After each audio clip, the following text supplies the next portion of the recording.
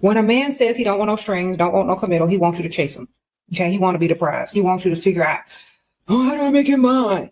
The best thing you can ever do is automatically agree to it, but still act like he has to earn you. They see all dumb chicks coming a mile away. All right, you want to roll around on a mattress with no commitment and no. When a man says he don't want to. Hey y'all, sprinkle. Sorry about that. I had yesterday's intro snippet on there. How are y'all? Welcome. You are the prize, ladies. Never forget that. That's what we're going to be talking about today. So, if y'all are not out here acting like the prize, then I don't know what to tell you. That's why you're not getting treated like the prize. Okay. So, and y'all don't ask me, what if the man thinks he's the prize? Because you're not the prize. That's why he thinks he is. Oh, I said it. Because you're not acting enough like the prize. That's why he thinks he is. Okay, you too nice. All right. That's probably why you got some man out here talking about he's the prize, because you're too nice. Okay. You let him think he was the prize long enough for him to assume that he was the prize. So they shouldn't think they're the prize when they're with you, baby. They shouldn't. If they do, you got the wrong one. Wrong one. Next. All right. There's always going to be a woman that enters into a man's life who is the prize, whether that man thinks he's a prize or not. And he's going to realize that she's the prize, and he's going to stop saying that. You're not the one. Okay, so if a man ever tells you he's the prize, just know that you're the placeholder. And you ain't the one. Because when the real prize steps into his life, he would never dare say that to her, because he does not want to risk losing her, because she is the prize. Okay? So if you hear a man talking about, I'm the prize, that he ain't for you. That's you placeholder.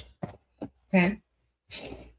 Because when they find the true prize, the dream girl, the one that they actually like and want to spend money on, they're not getting ready to talking about they're the prize. They're not getting ready to act like a princess in front of you. They're going to man up and get masculine in your presence, because they don't want to turn you off. Okay? So if you got a feminine man, if you got a man claiming he's a prize in your presence, you're just the placeholder. So don't even take that relationship seriously. Don't even invest any emotions into it. If you're getting some type of money out of it, great, collect your money and do what you got to do. But remember, any man that thinks he's the prize, you're in a placeholder relationship. So just collect his money and stop taking it too seriously. Okay. And if he asks you, if he says, why don't you take this relationship seriously? Because you don't take it seriously. And he goes, yes, I do. Well, obviously you don't, because you don't think I'm the prize. You think you're the prize. So I don't think you're the prize. You don't think I'm the prize. So how can we take anything seriously? So until he gets it right, until he understands, until he finds the type of woman he wants, he's not going to think any woman is the prize until he meets the true prize, the woman that he actually wants to spend on, invest in, and who he actually likes. He's not going to be using you as a placeholder when you are the actual prize. Now, some of y'all are just dating to date, and you don't need to take every man you date seriously. You just don't. Okay. And some of y'all are out here looking for the one. No, the one needs to be looking for you. That's the problem y'all have.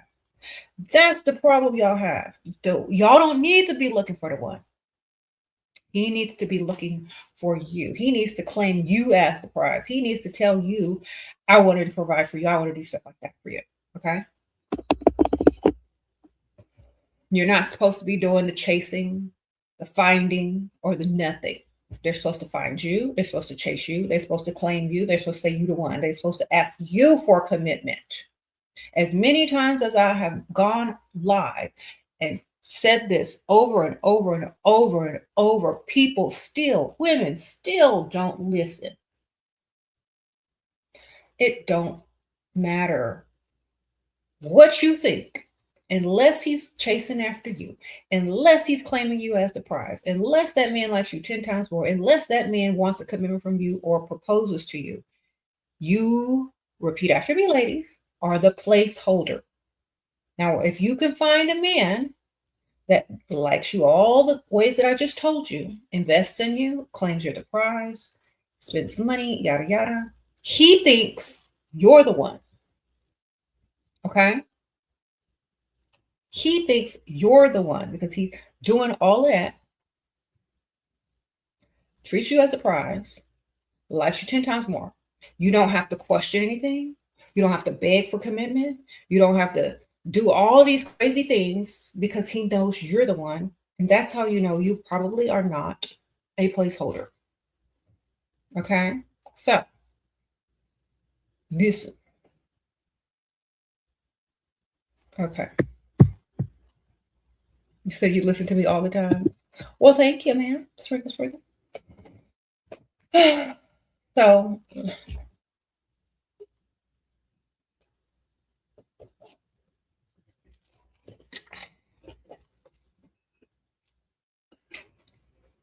cheers. Got my blinged out tumbler.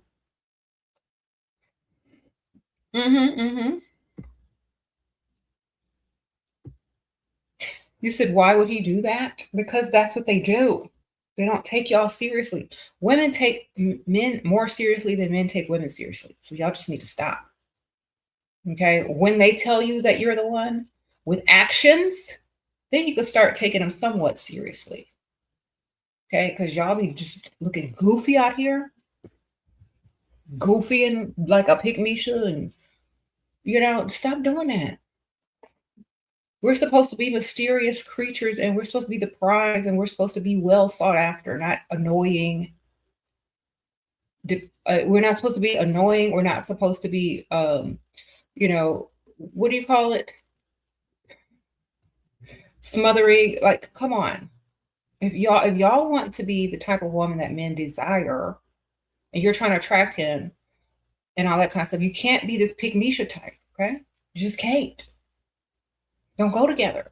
And some of y'all are so needy for attention and emotional exchange that y'all don't listen. Y'all just keep listening to, oh, this might be the one. Girl, no. How can you feel like the prize while working a 9 to 5? You can feel like the prize as soon as you wake up in the morning until you go to bed. It don't matter what you're doing during the day. If you are the prize to yourself, if you know your value, then you don't ever question your value. Okay? Main character energy. If you're working a 9 to 5 and you don't want to work a 9 to 5, then find a way not to have to do it. Find another way. You know what I'm saying? Or find a man that can give you money so you don't have to work a 9 to 5. All right?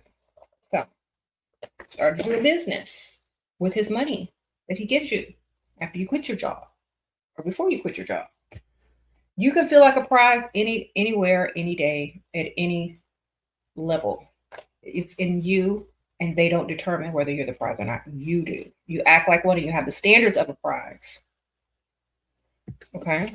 So, being the prize means that man or whoever is dealing with you feels lucky to have you in his life. He will do anything to keep you there. He will spend. He will try to impress. He ain't gonna rush you to the mattress. He don't want to scare you away. He likes you 10 times more. That's how you know you're prize, because he likes you 10 times more. And if you're dealing with men that don't like you at all, you will never be the prize in that relationship. You will never be the prize in a relationship where a man does not like you more. More. Not a little bit more, but a lot more. Listen, I'm trying to help y'all. If y'all like each other exactly the same amount, it's a no-go. If you like him a little bit less and he likes you a little bit more, that's going to be over quick. Okay? The dynamic is he has to like you more in order for you to be the prize. He has to invest in you. He has to do what you want him to do in order for you to be the prize. So when you choose the type of guy that you're going to date, make sure those things are in place, or you will never be treated as a prize. Ever. Okay? Some of y'all have been dating the same dude for 5-6 years and still ain't the prize because you didn't start off as a prize. You have to start off as the prize. You have to start off as the prize. You're not going to grow into the prize. He's not going to realize you're the prize. You got to know from the start that you are the prize. the start of dating. Okay, he has to be smitten, mesmerized, in disbelief that you are with him. Okay, so that is what y'all need to go for. Y'all keep trying to date for fun. Yeah, in your early 20s and teens, date for fun. But when you're trying to become the prize in the relationship and get the lifestyle and all that kind of stuff that you want, you got to take it seriously and start only dealing with men that like you times 10. Okay, that's it. Sprinkle, sprinkle. Oh, thank you so much, Sprinkle, sprinkle. You look stunning. How do you keep high standards and not reward low effort with becoming cold? What? There's attraction but inconsistent behavior. Girl, I'm not, you know what, I'm as long as his money is there's other men that can fill the voids. Sprinkle, sprinkle. I'm not getting ready to put all my eggs in one basket. I'm not getting ready to nitpick. If you got the money and you like me more, check, check. You know, I'm not getting ready to analyze you emotionally. I'm not getting ready to analyze your behavior or your action. If the money is there, great. I'm not entertaining those sexual texts. I'm entertaining financial texts. Okay. I'm pretending like I didn't see it and it didn't come through. Something wrong with your phone, sir. I didn't get that message. All right. Money, make sure you're the prize. And if they're trying to talk about S and flirt all the time and there's no funds in your account, act like you didn't even see the message and delete them. Okay? Delete the messages. You met this millionaire and you never text first. I did some digging and he investing in this woman, bag trips, da da da. However, I am too scared to ask to get those things. You better ask her. He doing it for somebody else. He could be doing that for you. He's the type of guy that'll do it. So why are you scared to ask? You don't think you're better than her? You don't think you're good enough? You don't think you're the prize? That woman obviously thinks she's the prize. She's getting what she wants. So you better step up. A guy you work with asked me out and made me Uber home. Girl, don't date people where you work at, girl. It's always going to end in misery. Don't do it. Okay? Stop dating where you work. Anyway, y'all need to get love potion number 7. Okay? Y'all need to get from Dust Free Limited. The link is in the description bar. It's the first link, and it's up at the top of the live comments, and I'm going to link it again. Okay? Get this in time for Valentine's Day, you guys. Put that in your cart. Have your sugar daddy buy this. It smells like vanilla, tonka bean, praline, skin musk, white floral, ginger, cinnamon, coffee, candy. So y'all need to put that in the cart right away. Y'all are going to love this. Okay? Thank you. God, it's raining outside. Okay. Girl, don't be scared to ask him for stuff. Either he say yes or he say no. If he says no, next. Sprinkle, sprinkle. What do I think of speed dating events? I think they're for desperate people, darling. You desperate, go ahead and get signed up for one, girl. I think they're for desperate people. Yes, it's giving off desperate.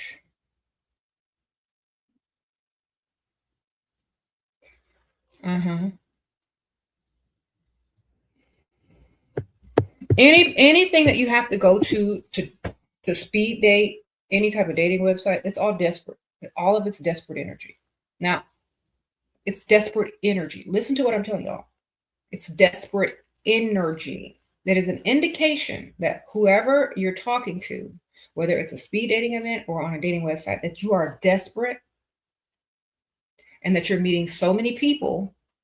You're getting so many DMs, you're getting so many people, you have to sift through all the rejects and the desperate people. And you are also a reject and a desperate person because they're sifting through you. It's like the clearance bin, the clearance aisle. You're getting sifted through. It's like the clearance aisle with all the mismatched crap that didn't get picked in the season. Okay? That's what dating apps are. That's what speed dating is. And speed dating is, the equivalent to a doorbuster sale for the clearance. Okay. So that's why I'm saying, you know what? Don't even go, girl. Don't get on. Don't do that. Don't put yourself on the clearance rack with desperate energy. Sure, I'm a huge supporter. What if he blocked me and we did the D, and he also gave me enough money when I need it? What can I do to get the bond? Okay, girl, he already rolled around on the mattress with you and he blocked you. Next, man, we don't chase, we attract. If he continuously gives you money, take the money. Who cares about him? He's playing games with you, trying to make you question yourself. If you ever have to question yourself and your value when you're in the presence of a grown able-bodied man or in a relationship with one, ignore it, collect the money, move on. Never question your value based on what a man says or how he treats you. He is not in control of that. You are. And some of y'all are so dumb that you put men in the control of your self-value, and that's why your self-esteem gets lower and lower every time you deal with them, because you gave them that power. Okay, so stop. And next, collect this money and go on to the next baby. Hi, Shera. Would you change your child's last name if you or dad weren't together and he does not provide? How old is the child? It depends. I would ask the child when they got older, did I change it? Unless it's a baby and you don't have it, because you still got to go through the same process whether the child is a baby or older. I'd ask the child, who you want to be named after, baby? It's going to be. If you don't ever meet his daddy or her daddy, then she'll probably want your name. Sprinkle, sprinkle. If they want your name, give them your name. Or they can wait till they get married if they change their own name, or they can create a whole nother name of their own, whatever.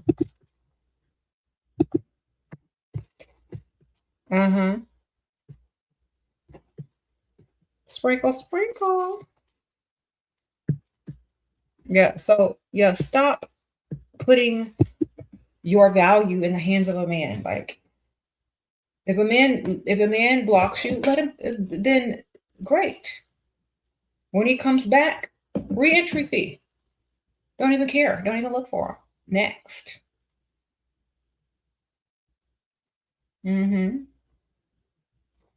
Stop caring more than they care. Listen to me carefully, ladies. Stop caring more than they care. That's why they keep thinking they're the prize. And that's why you don't know that you're the prize, because you care more than they do. Now, if you're the true prize, you wouldn't care more than they do, now would you? You wouldn't. You'd be highly unbothered, doing your thing with main character energy. Okay, that's a prize. Not someone like worrying about what a man thinks, if he blocked you or not, and how can you. No, you'd be on to the next one already. And you wouldn't be so quick to roll around on a mattress with someone who has not heavily invested in you and claimed you as the prize, period. But you got to care less. Y'all's problem is y'all are young and you think caring more is going to get you somewhere when it does not. Caring more gets you looked at as a Pikmisha.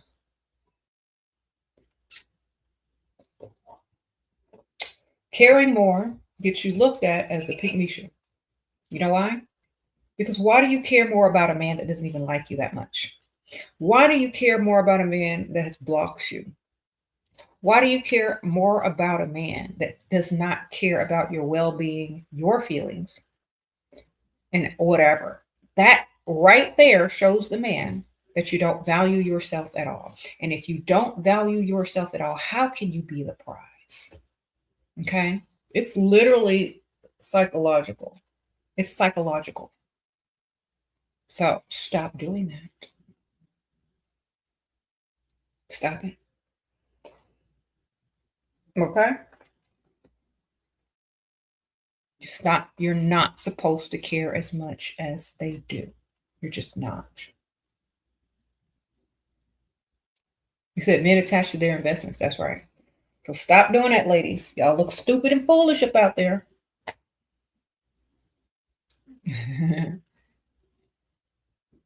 Think about that. let's say you have a man and he's walking around, he thinks he's the prize and da da da. Great. Do you think he wants a woman who doesn't value herself? If he thinks, if even if he thinks he's the prize, do you think he wants a woman who doesn't value herself? The only way he's going to discover that she is truly the prize and him, not the true prize, is that if she values herself without his opinion attached to her value. Older man approached me at the airport, already booked 2 spa dates and gave me some money. He sent $20K for shopping and wants to take me on a trip during the Valentine's. Skeptical to go. He might want, yes, if I don't go on no trip, collect the money. Have a Valentine's date in your hometown. Okay, don't go on no trip. Too early, too soon. Make him work for that. Yeah, he think he gonna get some because it's Valentine's Day, it's romantic, it's a trip. Make him work. Continue to work. Okay. Yeah, we could spend Valentine's Day in our hometown. Let's book a reservation. You know, there's fun stuff to do in your own. You ain't got to travel. Everybody go back to their house when it's all over.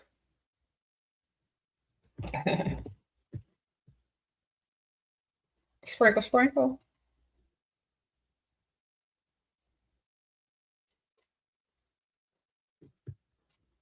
You said, this guy said he want to buy you a dress because he forgot your birthday and want to go back to his house after shopping. Otherwise, he's not going shopping. Then don't take him shopping. Say, oh, well, I'm not going back to your place, sir.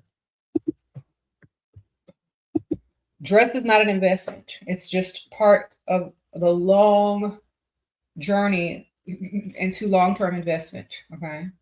It's like, oh, I'm not that kind of girl. I'm not going to your house just because you buy me a dress. If you want to buy me a dress out of the kindness of your heart because you missed my birthday, that's another thing. If you want to buy me a dress for me to go back to your house, then I don't accept. You got to start telling them who they are. You got to explain it to them how it really is because they don't see anything wrong with it. You know what I'm saying? It's like, oh, I'm not the kind of girl that goes back to a man's house after he buys me a nice dress. You know, if you're not buying it out of the kindness of your heart for my birthday, I don't want it. So you need to tell him because then he's gonna see how stupid and dumb he look. Keep saying I'm not that kind of girl. I'm not that kind of girl. And what it's gonna do is gonna put in his mind that you're not one of the mattress rollers that rolls on a mattress after 3 free meals, you know, or a trip to the mall. That ain't it. All right. Y'all gotta do better.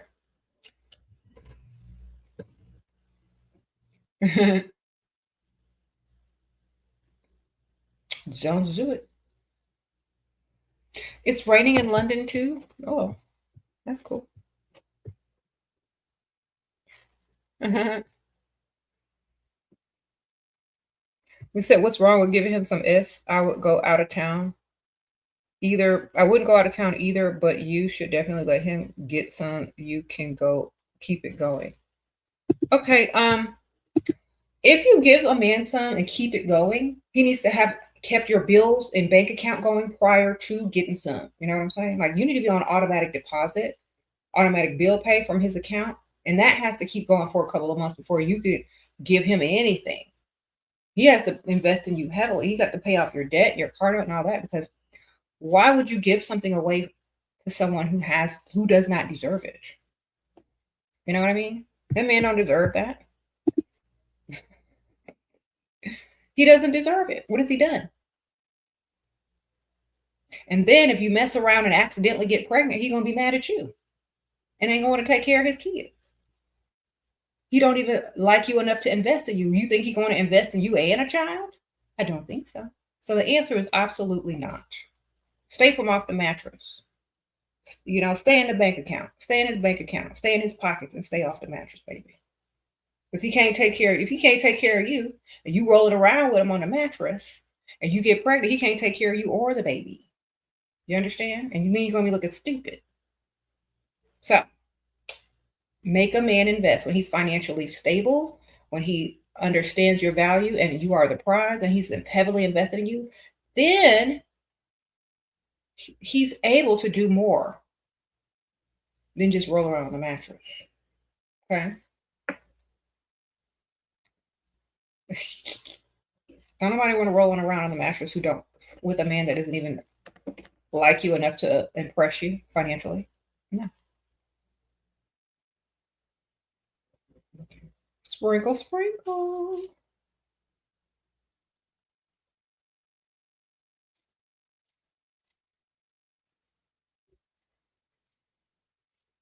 You said y'all are looking for rich simps.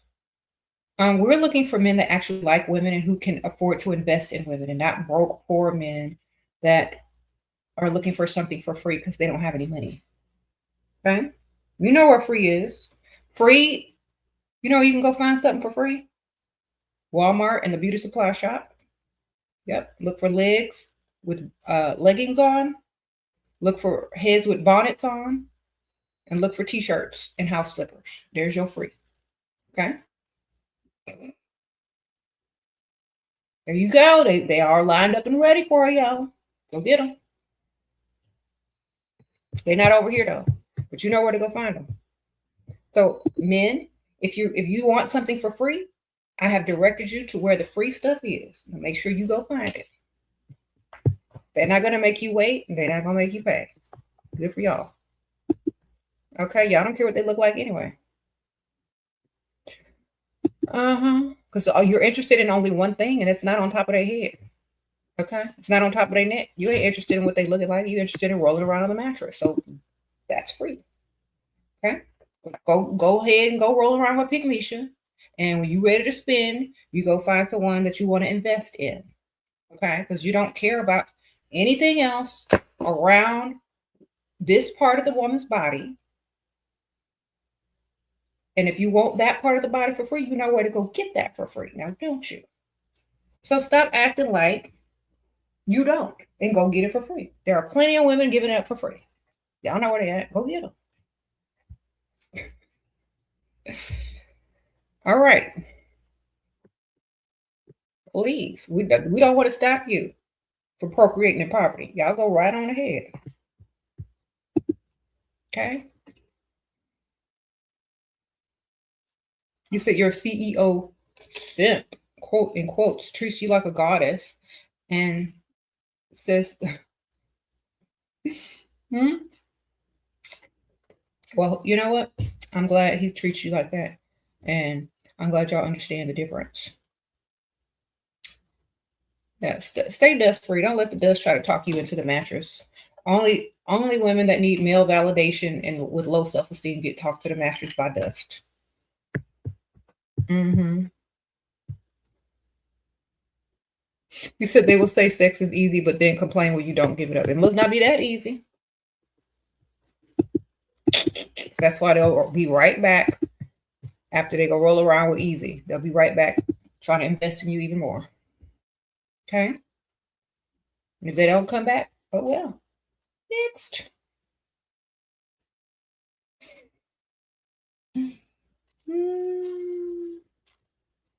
What's the wildest, dustiest story you ever heard?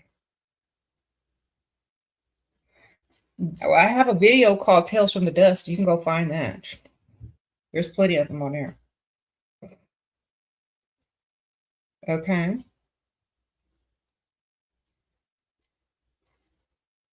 Let me see. I mean, I've heard a lot of dusty stories over the years. I've heard down low dusty stories. I've heard somebody's dusty got their mama pregnant. I mean, just it goes on and on. Anything you can imagine, them dusties have done it. Okay. Anything you can imagine that's dusty and ratchet, them dusties have done it. Your imagination is the limit, baby. So, anything your imagination can create, a dusty it mostly have probably done it. You said that's beyond dusty. Okay. Yeah.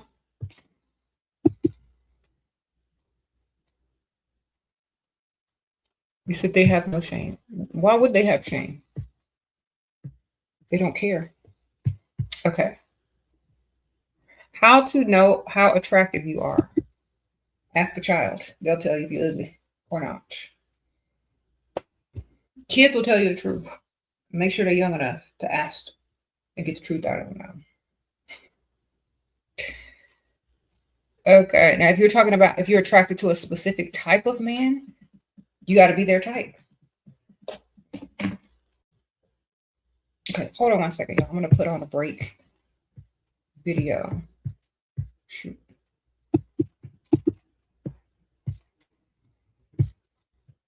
Y'all want to watch some Yanti? All right. Has 2 twin girls out of wedlock and messes with his employees. Oh, yeah? Let's call this sucker Remish. Ooh, this nasty dog. He gonna answer the phone. I feel it. I'm entertained. I'm sitting. Watch this.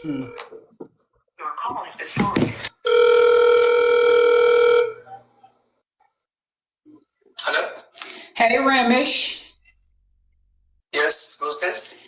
This Yanti. How's them 2 twin girls that you had out of wedlock? And listen, won't you stop for employees? You know, that's against the labor law. You know that, right? You see what happened to Diddy, don't you? I said this is Yanti.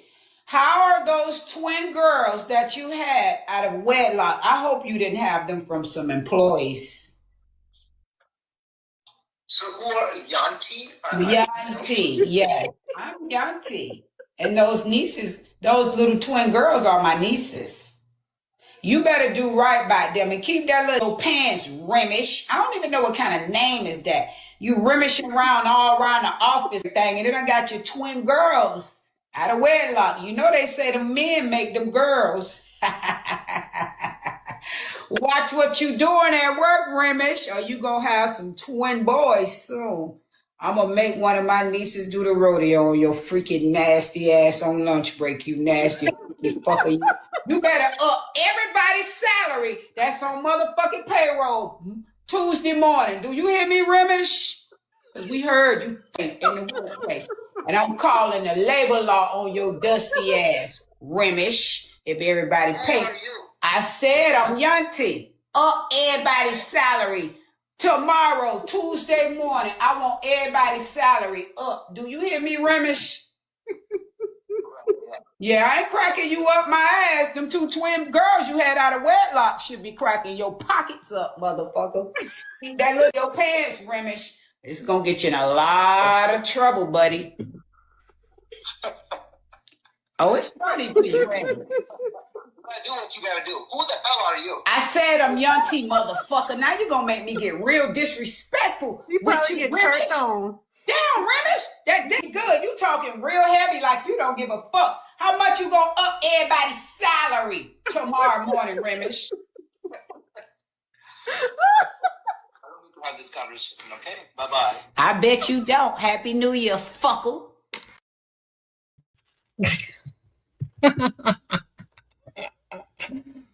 That was part of our live video like a couple of weeks ago. I don't know if y'all caught it, but thought I'd share it. Y'all know who Yanti Tia Kemp is. Okay, I was just in the little corner cracking up. Anyway, she know how to read a dusty for sure. Okay, so your partner is a ship captain. He got some money. Okay, he is not used to spend on rent, so he want me to move into his apartment. What do I? Nope. Well, and before you move in, if you move in, you got to get something in your savings account from him. You need to get enough to move out first and last month's rent to another place in case you don't want to stay there. So it's still going to cost him no matter what. You don't just move in somebody's house all willy-nilly. Okay. You got to be the prize, not the one that is just moved in. Because as soon as you move in, he's going to be like, well, this is my house. This is my house. This is my house. You get you some money from him first. So when soon as he starts, this is my house, this is my house, then you can say, well, goodbye then. And go on to the next. So make sure you got that savings that he's going to put in your account before you move in, since he got all this money. Okay? You need that move out fee first. Don't tell him what it's for. It's like, well, I'll feel more comfortable if I have this much money in my savings in case, this doesn't work out, and I can just go do what I need to do. I don't want to be here entrapped. That's what you tell them. How to have discipline for prize habits like diet. Get help. A lot of people don't have discipline. That's why they have certain things to help you. Get the help. You just told me you ain't got no discipline. I told you to go get the help. You know what the help is? Go to the med spa. Sprinkle, sprinkle. All right. You're not gonna all of a sudden find discipline overnight if you never found it in your life. You know what I'm saying? Just go get the help you need, girl. They got that stuff that you could just put in your body, and that's all the help you're gonna need. It'll help you discipline. It'll help you find discipline. You won't even want stuff no more. You won't even crave certain things anymore. Okay. There you go. It'll train you. I think the trizepatide, that's what I'm on. It'll train you not to even want stuff. There go your discipline, because you ain't got none. It's hard. If you're on and off, if you're on a yo-yo diet, go get it. All right. Sprinkle, sprinkle. What do I think about rich men who only want virgins? Girl, I'm not talking to nobody that don't want to give me no money. I don't care. Like those type of people, something wrong with them. All right. I'm not worried about all that. Okay. They probably got little PP syndrome or something. I don't care. You know what I'm saying?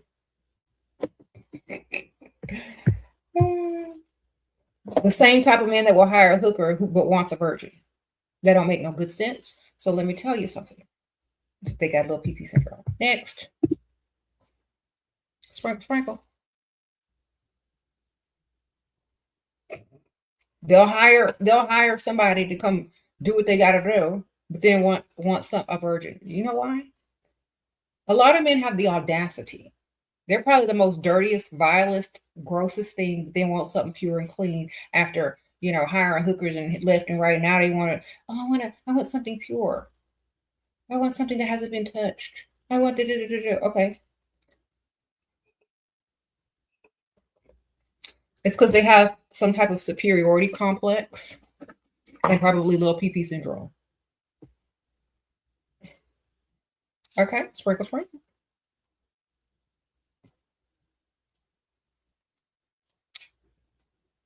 And they want you to be Pikmisha over them. Like, oh, this is the only man that I've ever been with. This is the best thing ever, because they don't know nothing else. They want you to treat them like they're the best thing you ever rolled around on the mattress with, because you ain't got nothing else to compare it to. But see, you got something else to compare it to. You can be like, is that it? Is that it? I was expecting more. But if you don't even know what to expect, if you think whatever he just did on that mattress was correct, you're going to be like, oh, wow, that's different. I kind of liked it. I don't know if it can be better or worse. You don't know what to expect out there, but they have nothing to compare it to. But they got plenty to compare you to. Plenty. They got plenty of women to compare you to, and you have zero men to compare them to. Does that even seem fair? No, it don't. Next.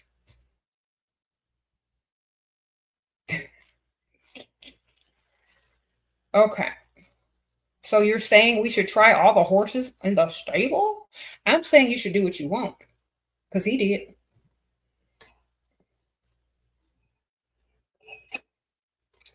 I'm saying do what you want, because he did. They do. They're going to do what they want before you, during you, and after you. So you might as well do what you want at some point. At some point. Might as well. Okay. Just saying. All right. Sprinkle, sprinkle.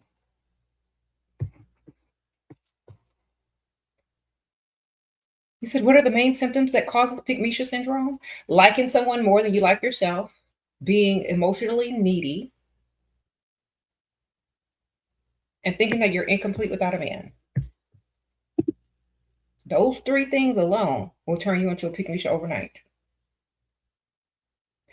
Low self-esteem also.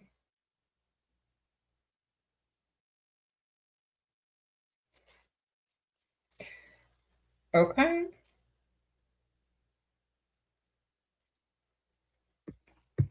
Yeah, we're not, like, honestly, men there are certain types of men, I don't listen to nothing that come out their mouth, baby. If they came out of a woman, the woman is always going to be superior. Period, point blank, done. Okay? So, now, no man can act superior in my presence. I can pretend he is. I can act like he is. I can put on an act to get what I want. But they will never, ever, ever, ever, ever be superior to any type of woman that they came out of. They came out of a woman, therefore, the woman is always above them. A woman's mind and body is always above them. Always. Okay? So they can never be superior. That's probably why they fought for superiority and changed everything around to the patriarchy, because they knew they could never be superior. I don't see them as superior. I just see them as what they are. And that's about it. Doesn't mean they're good or bad. It just doesn't mean they're superior, though. But if they're going to use the patriarchy against us, I'm going to use it as an opportunity. Okay?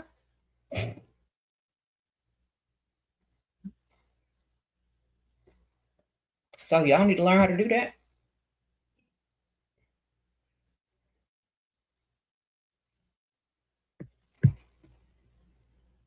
What if you're a Pikmisha deep down but don't act on it? Then keep suppressing it, because it's not going to give you nothing in return. Keep suppressing that Pikmisha-ness. If you have the urge to go buy a gift for somebody, go buy a gift for somebody that, is more deserving. Like a little orphaned child, or donate it to, some charity. Do stuff for people that actually benefit your life. Go buy your mom some flowers. You just want to spend money on somebody. You know what I'm saying?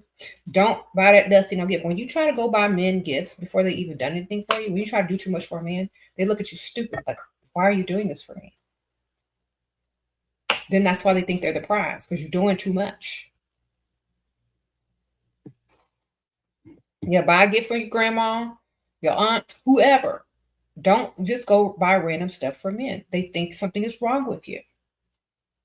They think you like them more. Then they start to think that they're the prize and the princess. Okay?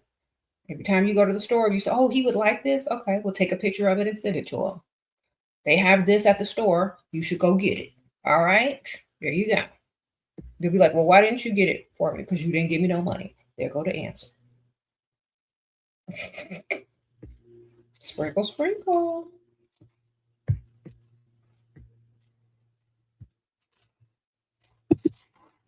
You said men are contributors, not producers. That's right. You said it's bad luck to give it to a man. It is. That's why them Pikmisha's always having bad luck.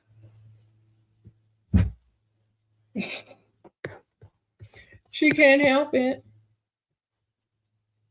But you know what?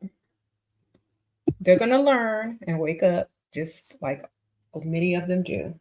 It's not a permanent position. A guy said, if I buy him socks, he will buy me a car. What do I do? Help. Tell him to buy you the car first, and then you'll get him some socks.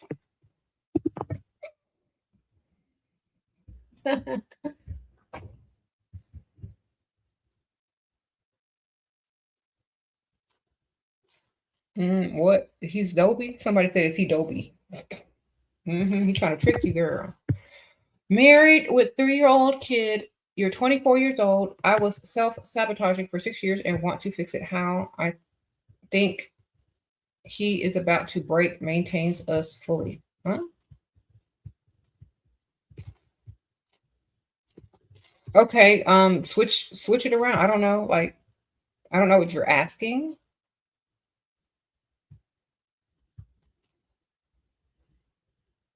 How do you fix it?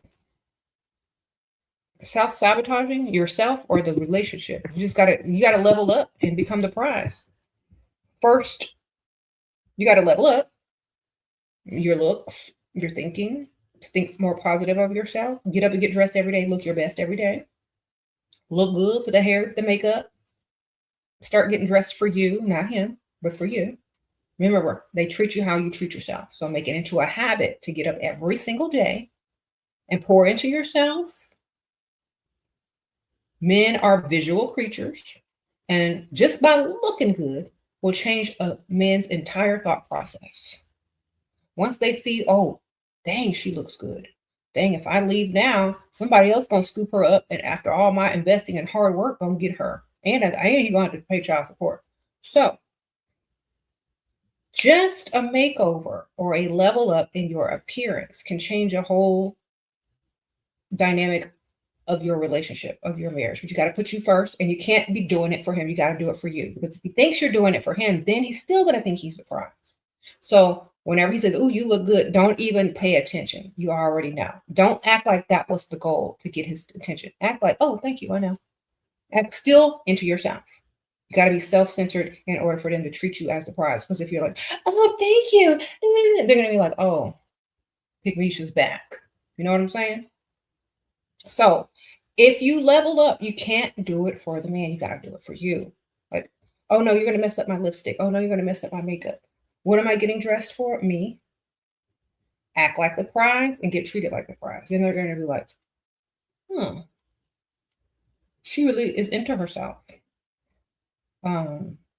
They might admire that more than you, being a Pikmisha. So do it for you, not for him.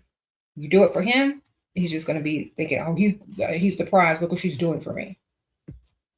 Do it for yourself. And when they realize you're not doing it for them anymore or ever, then they're going to want you more. Want you more and do more for you. And they know you're not doing this for them. Okay?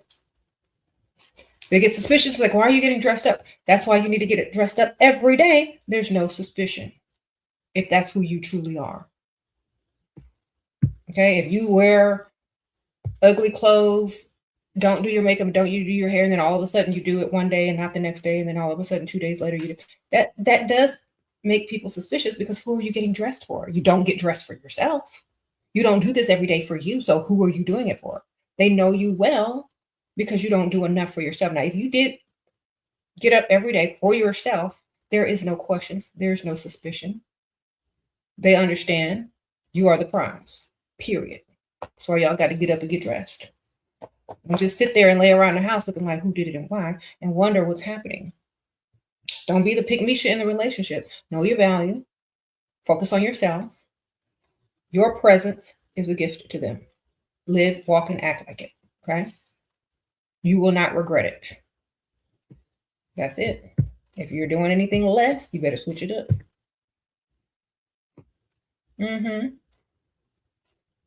You said, depending on the environment, the low presentation, I don't care. The low maintenance presentation, I don't care. This is low maintenance for me. Like, I'm low maintenance to me is I'm still going to do my hair and makeup. I might do less makeup. I might do less, but I'm not ever leaving my house looking like who did it and why. I'm always going to be cute enough to go to where I need to go. I'm always going to get up and get dressed. I'm not going to give up in life. I'm not going to give up on myself. Okay? Don't give up on yourself. Too many people give up on themselves, and people could tell. Okay? Do not give up on yourself. You give up on yourself, everyone can tell. Oh, they gave up on themselves. You ever seen a woman walking around and she just didn't even care? You're like, dang, she didn't gave up on herself. That's what people say. But you didn't gave up on yourself. Don't give up on yourself. And I don't care about no excuses. I've seen this lady on TikTok with no arms still putting on makeup. All right, y'all seen her. I don't know her name, but she ain't got no arms and she's still putting on makeup. She get her husband to hold the brush, and she just moving her face on the brush like this. She be like, hold still. She be telling him, hold the brush right there. And he be holding the brush, and she be like, you think she get up every day and do her makeup for him? No, she doing that for her. She ain't got no arms. And if y'all gonna sit up here and tell me, oh, I can't find the time. Oh, no. Shut up. That lady ain't got no arms, and she looking better than y'all with her makeup done every single day. Okay? Think about it. He said, what? It's true. Go look it up.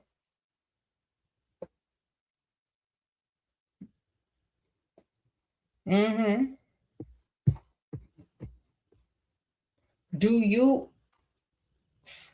for real think that every single man cheats? Ma'am, if you want to have hope to procreate and not think about that while you're procreating to bring life onto the planet, please think that. Okay. Because that's, you got to keep hope alive, baby. So the human race can go on. But then after that, after you done procreated and have some kids, then you can come back to that question later on and not worry so much. Because I think a lot of women worry, oh my gosh, if I have a baby with a man and he cheats, everything's no. That's why you need to have your stuff together before you even lay down on a mattress. That man need to have invested in you. He need to have put some money in your bank account. He needs to have, made sure you have everything you need financially. So just in case you do get pregnant, or just in case he does cheat, you're good. So it won't even matter. You're just going to be done with him, on to the next, or you're going to keep him and keep him spending, and you're going to make sure he goes to the vet, get all his shots, and probably roll around on the mattress with him a lot less. But either way, you're not going to sit there and worry about it because you're already going to have your stuff in order for just in case he does cheat, you will profit. Do you understand? So who cares? Is everyone that's going to drive a car, are they going to have, why do you have car insurance if not all people are going to wreck? Do you understand what I'm saying? Get you the insurance. It don't matter if they do or not. But you need that insurance, right? Just like you need an insurance policy to drive a car. Not that anything is going to happen, but just in case it does, you're covered. Do you understand? Get the insurance policy, which means get his money. Okay, hope for the best, but go in there smart, baby. You said if a man wants to cheat, he will. Exactly. Go in there with your insurance. Go in there with his investments. Go in there with his direct deposits. Go in there with his money. Go in there with all those things that you need to be okay, just in case he does cheat. All right, you got me. If you getting married and you need to put a fidelity clause in the prenup, go ahead and do that too. If you're worried about your husband cheating, put a fidelity clause in the prenup before you get married. That way he'll be paranoid of every woman around him, thinking that she's a plant. Sprinkle, sprinkle.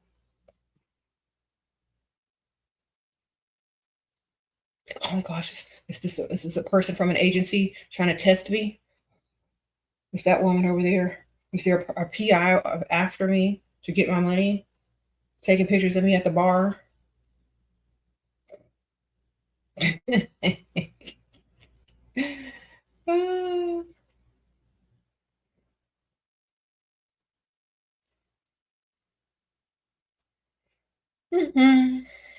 He said, what do you do if you live in the Netherlands and deal with Dutch men? Okay. I knew a lady that dated some guy from the Netherlands, and he came to America and he spent a bag. He was a sugar daddy. So that's how they treat you all over there. When they come to America, when they travel abroad, it's different. So that's because y'all act like that over there. And that's the norm over there. When you stop accepting that over there, going 50-50 and whatnot, when you stop accepting that, like we don't accept it here, or a lot of us don't, then they'll start doing right.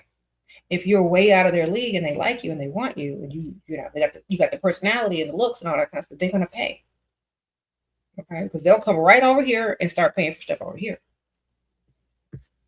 If they can leave the country and vacation and pay for other women and then get back and ask you for half the check or whatever, that's not them, that's y'all. Y'all gotta know your worth. You gotta know your worth.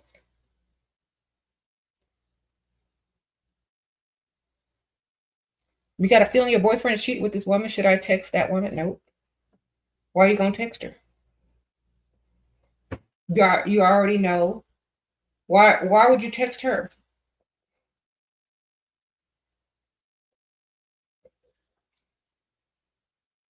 She's not the problem. He's the problem, man.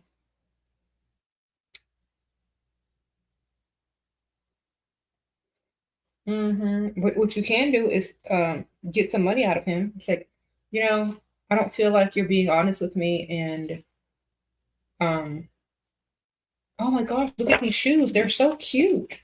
Oh, okay. So where were you on that last like Wednesday? Oh my gosh, these shoes are on sale. Then like, oh, let me see the shoes. Let me see. Let me buy it. Okay, you already know he's cheating if he's gonna jump to change the subject. That's how you can tell. When he tried to change the subject because you're changing the subject, and he's like on board with doing something out of character, you already know he cheated.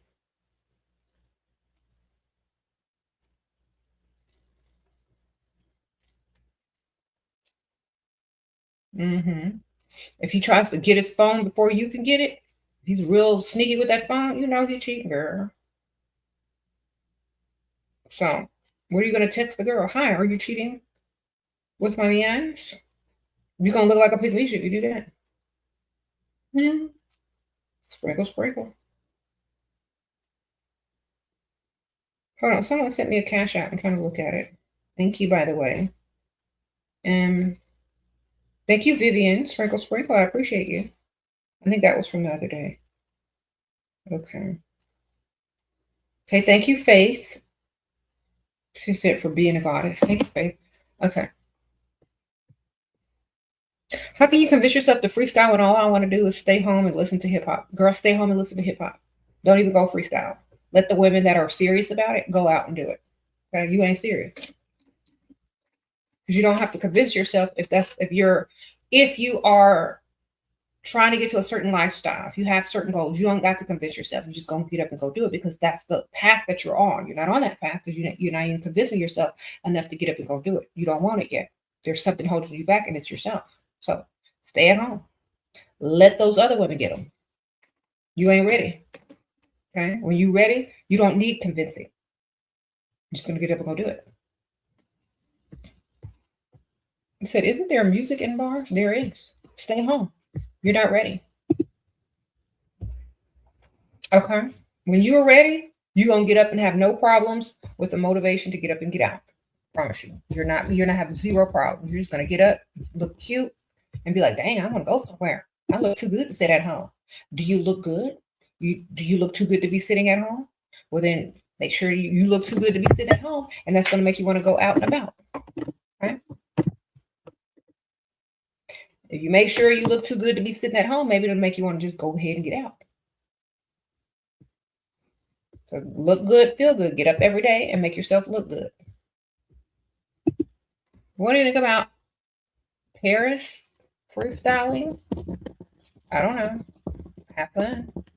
Sorry, there's something on my screen. I'm trying.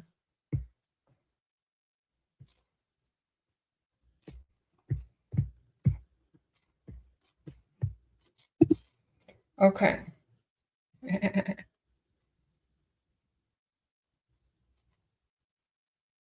Anyway, stay deprived, ladies. Stop acting like a Pikmisha out here and making these guys think that y'all don't value yourselves. That's why they're assuming that as men they are the prize, because all these Pikmishas with low self-esteem who are, doing all kind of stupid stuff. If I were a man, I think I'd the prize too, dealing with all these Pikmishas out here.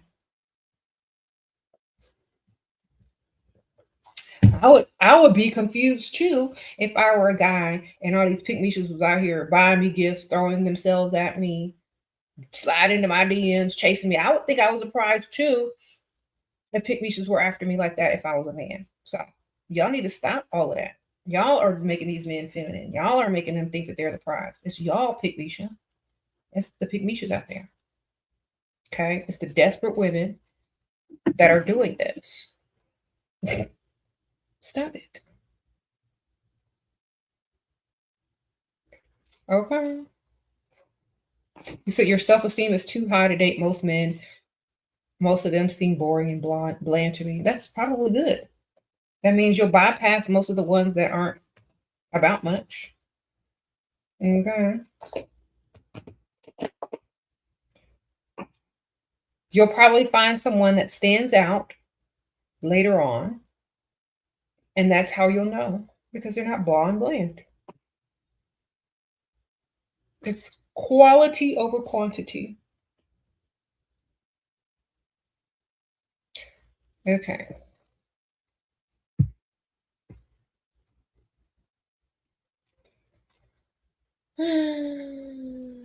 He introduced you to his family. You've been on multiple vacations with him, and now I find it hard to break up with him and feel guilty. What do I do? Do it anyway, because he wouldn't feel guilty about doing it to you. Okay. You can go on vacations with people. You can meet people's family. That don't mean they're supposed to be there forever. That don't mean they're going to give you the life you want. So you're going to stay there for some vacation and some family greetings? It don't make no sense. Goodbye. Let them go.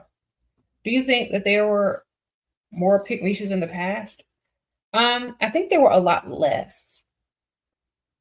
There was a lot less Pikmishas in the past. There's too many Pikmishas these days. Okay.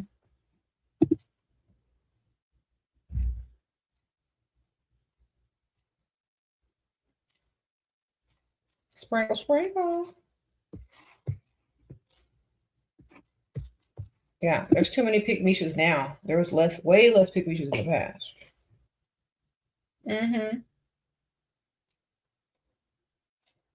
You said my old advice was more flirty, but current advice feels more dismissive.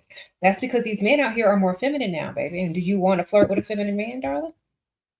Okay, times change.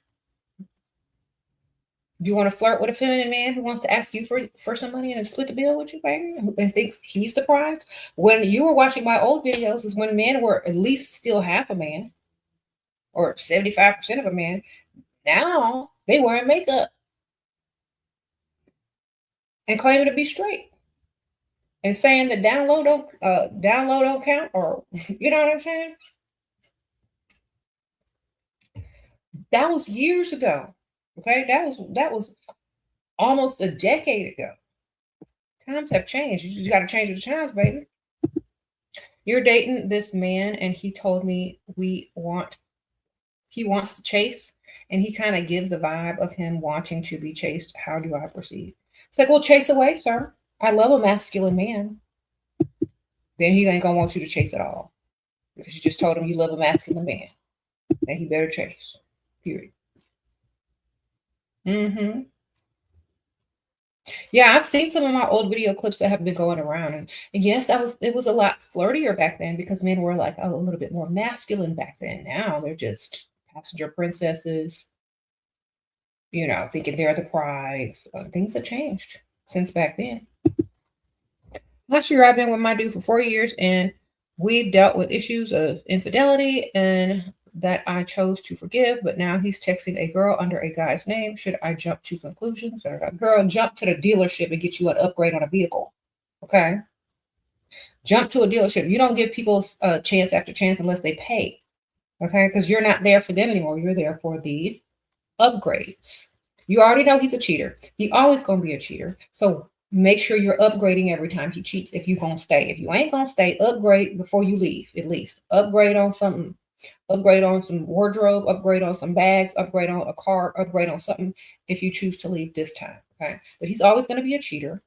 If you don't bust him with a plan to gain something, it's going to be in vain. You understand? So make sure you get everything picked out that you want. Have a cart filled up. Have a car picked out that you want to go look at. Have something, a pair. I don't even care what it is that you want. Whatever you think is worth busting him cheating for. As an upgrade, make sure you have it all ready before you bust him. Okay. That way he has a chance to think he's going to buy you back or buy back your forgiveness. You can get it and get out if you want, or you can get it and get more the next time he cheats. Okay. Take him to the vet, get him checked, get him one of them little tests from the aisle in the pharmacy, and make sure he go run out and test on himself and be happy with your upgrades or get your upgrade and leave. Either way, don't react out of emotion. Get your money. You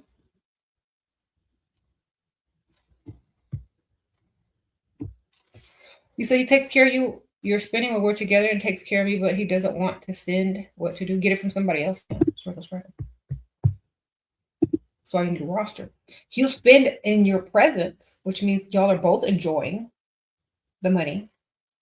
But when you need something for yourself, he doesn't care about you enough to give you something for yourself. He doesn't care about your well-being. So get somebody else who does. Okay. Next, go get another one on the roster that will send you the money. Y'all understand. Sometimes this one will do this, and sometimes this one will do that.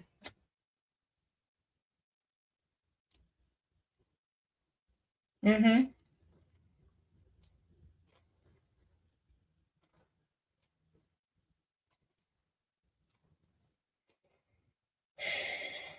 If a client if a client spends on you in a club and wants to take you out, how do you secure money first before agreeing to see him again? What should Aunt Ethel, bills, backed up car note, just put all the obstacles in the path and make sure he gives you the money for them. Something. All right.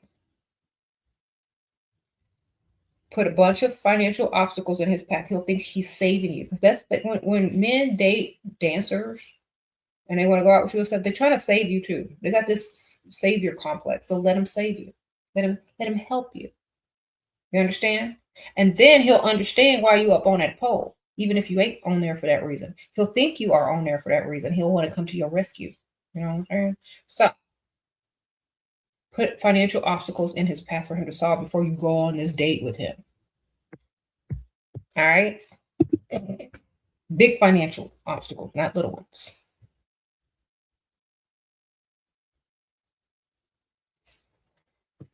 Good for you. What are the walk away circumstances, even if they are spending? Yeah, girl, all the obvious ones, baby. Use your common sense. All the obvious walk away, the common sense ones, okay?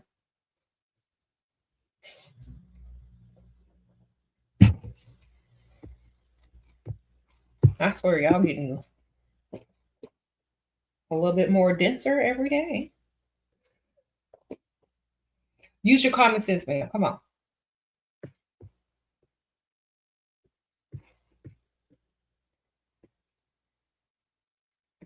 Okay. Oh my gosh. You are the prize, ladies. That's the truth. How many of y'all have switched up your mindset and thinking and actually became the prize and your entire life changed for the better? Because I know a lot of you guys have been here watching my videos for a long, long, long time. And you've been following the advice. And I know a lot of y'all write me your success stories. But maybe you should share some of these in the comments for the ladies that are just tuning in and may want to understand that it is possible, because a lot of women have already done it. Good for y'all. Sprinkle, sprinkle. What about a man who thinks we're both the prize? Well, you know what? He's a prize to himself. You're a prize to yourself. Great. But if he has to like you way more than you like him, so yours going to be the ultimate prize. Okay? So still you're the prize. Don't even matter. Remember, they got to like you more. Not the same. If a man likes you the same as you like them, that's going to shift real quick. So yeah, he's a prize to himself. He's a prize to his mama. But you're the prize to him. Okay?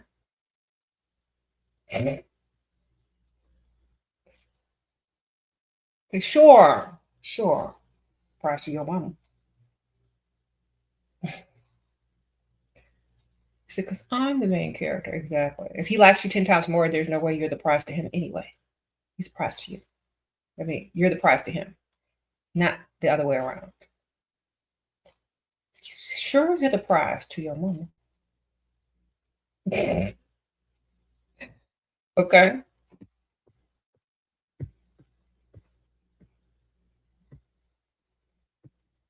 Mm-hmm. Okay, I was watching this reality show. I haven't finished it yet. A lot of the men on the show, like they were like dating several women at the same time. It's like a reality show. I'm not gonna say the name because I haven't finished it yet, and I don't want to jump to conclusions. But they tended to like the women who are more challenging, not the Pikmishas. So, and these men had money.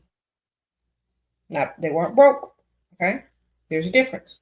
Men with money don't like Pikmishas. They just don't. They like a challenging woman.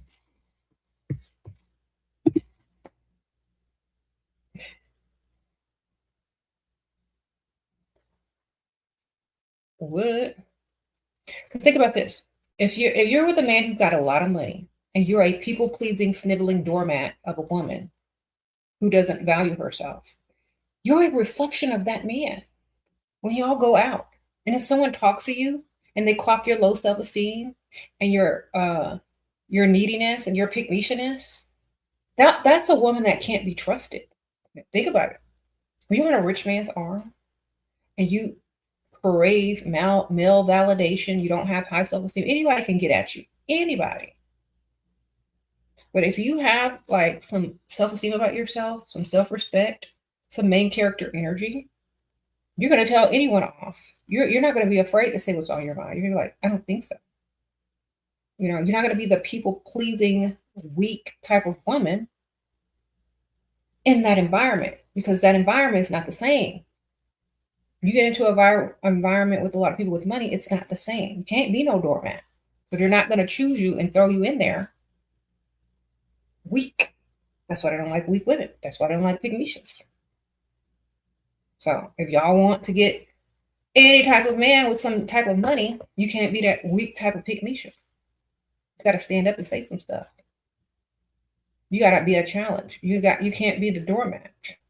Because when they bring you around their friends, their circle, those people aren't going to be super nice to you. They're not going to be, they're gonna size you up. And if you can't stand on your own 2 feet, and if you're a people-pleasing, low self-esteem person, they're going to be able to clock you and break you.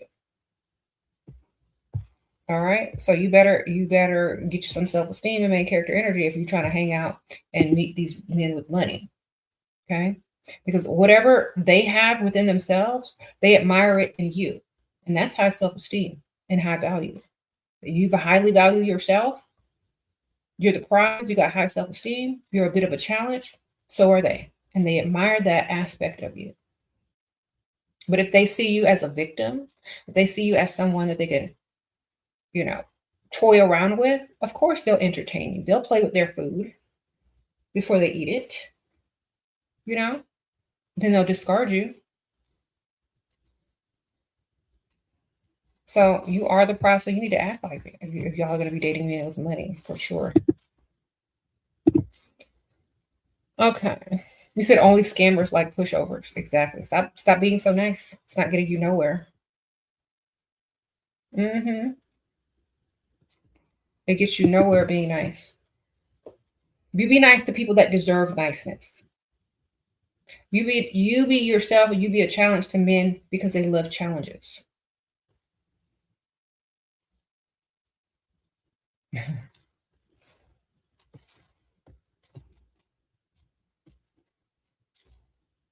Okay, a man who makes $4 million a year, you want to lock down. He is really horned on intimacy. How to send him to Pikmisha and tell him to come back and date you. So have your standards. Okay, you got plenty women to roll around on the mattress with. You could friend zone him, or you can say, in time, you can give him fake hope. He wants to sleep with you. He doesn't like you if he's rushing you to the mattress. Listen to me carefully. You can have as much money in the world as you want, but if that's your woman, if you're the one, there's no need to rush you to the mattress when he can go roll around with whoever and come back to you drained, fresh and ready to spend. Do you listen to me? He can go roll around with whoever is on his phone, who he's texting at 2 o'clock in the morning, 11 o'clock in the morning, and then he will come right back to you because you're a challenge, and he will spend money. If he doesn't come right back to you, you're not the one he wants anyway. He wanted to roll around with you. He put you in the category as mattress material, not wife material, not girlfriend material, but mattress material. That man just put you in mattress material category. How do you feel about that? I don't care if he has $4 million. He put you in mattress material category. So what are you going to do about it? How are you going to play the game? This is how I would do it. Oh, I'm sorry, I'm not that kind of girl, but thank you so much for the opportunity. It was great and nice to meet you. I hope you find what you're looking for. That's wife material. That's girlfriend material. You ain't gonna roll around just because he got some money in his account. Did he give you any money? Has he bought you a car? Has he bought you some property? Just because he got money in his account, Does that make you mattress material? He labeled you mattress material. The money is still in his account, and you sitting over there looking like who, scratching your head like what just happened. He put you in mattress material category, and then didn't give you no money in your bank account. It's all in his.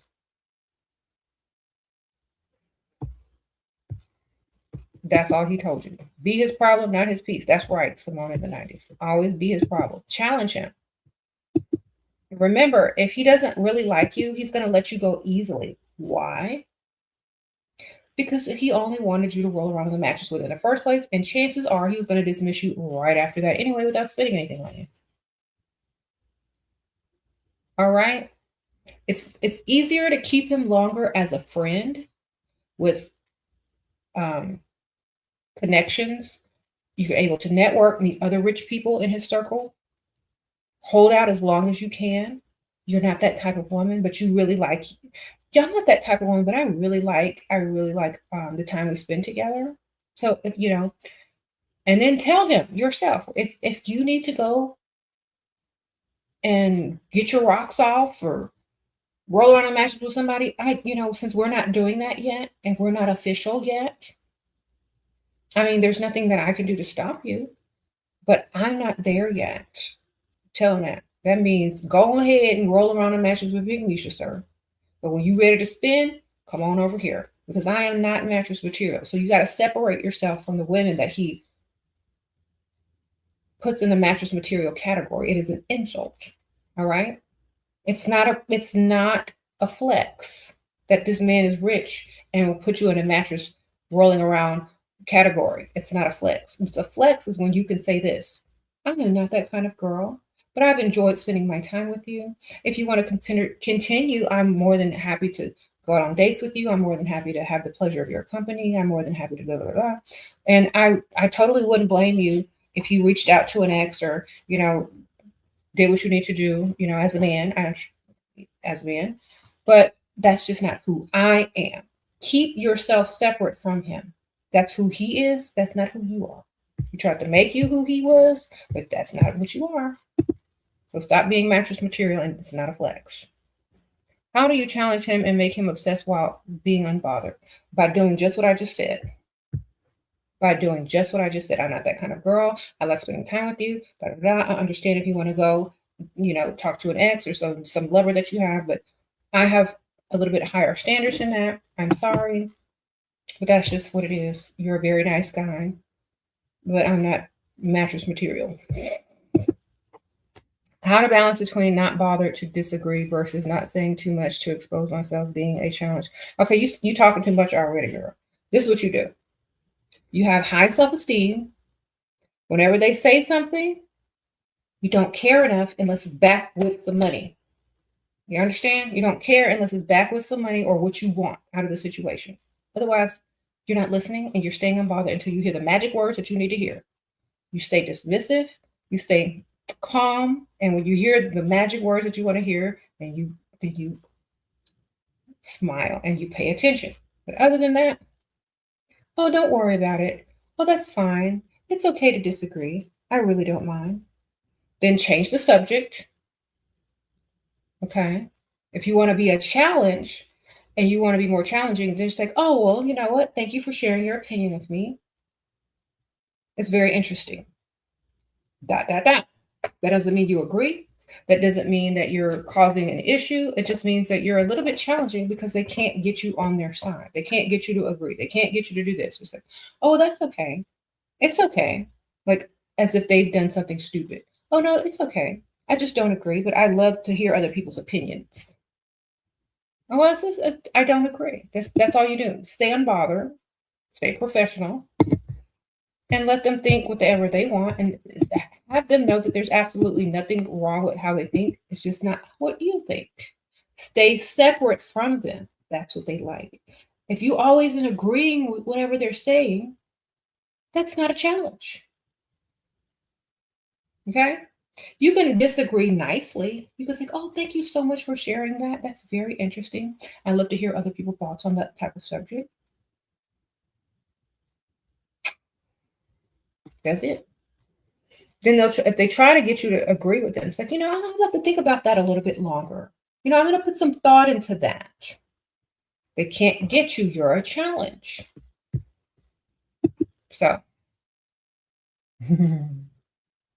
stay challenging, ladies. They like it because it's an exchange of energy. And when you don't be their peace and you are chaos and their problem, they grow attached to you faster.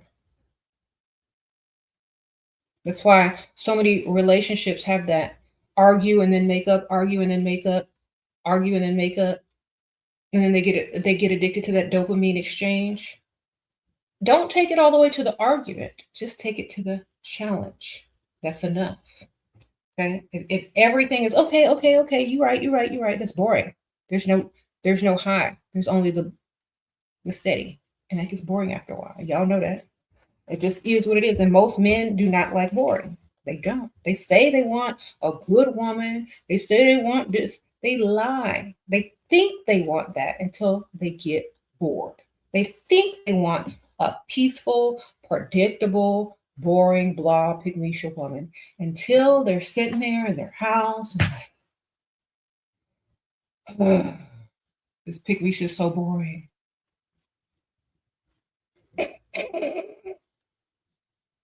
Then they start to want to chase again. So, understand?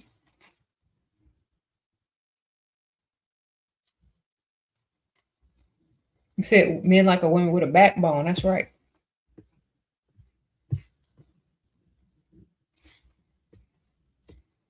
You said Pikmishas ask for nothing, so they get bored. Exactly.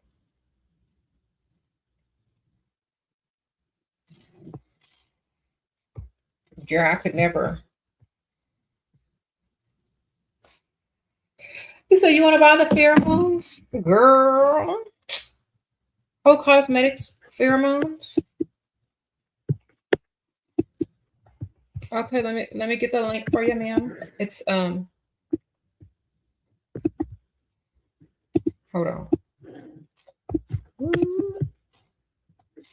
Copy.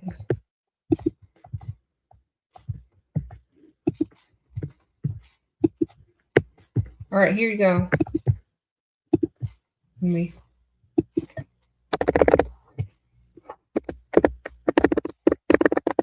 Take some of these spaces out so y'all can see it. Here we go. All right, so yeah, these are the pheromones that will lure them in, get them to cross the room, talk to you more, get them turned on. You got press him, liquid finesse. Those are the two you can combine together. When you're out and about, this will make the men come over, talk to you, also feel like they're falling in love with you.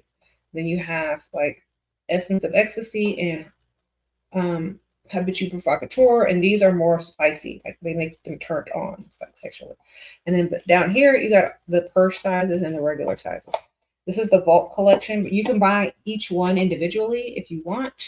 They come sold separately. You can buy a sample pack. Depending on your budget, you can afford something on there, but you can use my code SHERA and get you a discount on whatever you purchase. Sprinkle, sprinkle. Okay.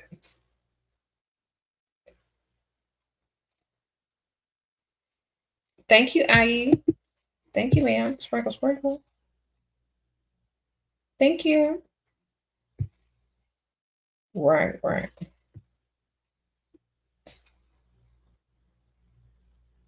He said he wants to take you to dinner after years of silence. How to ask for a fee. Have a financial obstacle in your path and let him remove it. So, for example, he says he wants to take you to dinner.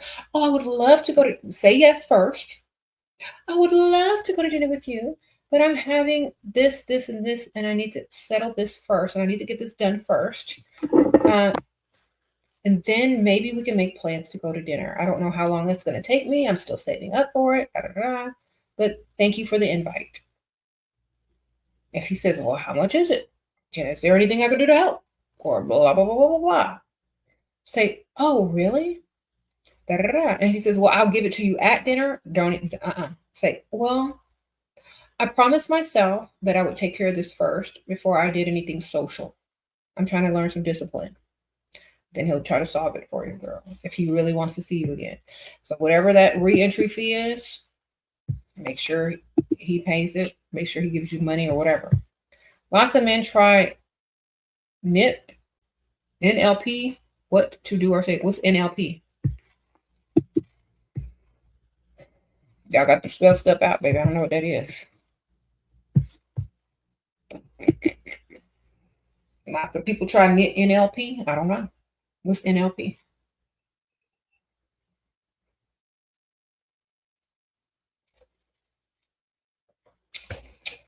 You said what? Okay, you've been telling older man, 62, you hate your job and being harassed. He keeps suggesting new job. You're okay. Tell him you don't want to work no more because he's stupid. He ain't getting the clue and the hint. So every job I go to is the same.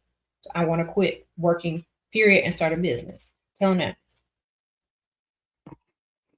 Because he's dumb and not getting a clue. Thank you, Vonnie. Sprinkle, sprinkle. Tell him you want him to take care of you. He old enough. He got that AARP.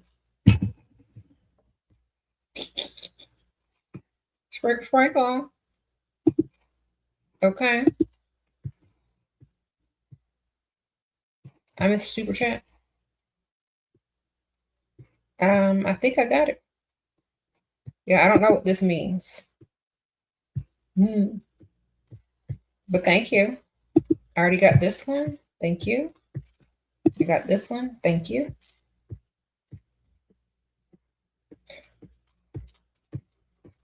All right. How to not take it personally when he is an entity. It's just not a match, man. You can't make someone into you who you're not their type. It just doesn't happen. When you're not into a man, you think he's supposed to take it personally, or he's supposed to let it go and let you move on? Just think about this. If there is a man who took it personally because you weren't into him, how do you think he looks? He looks what?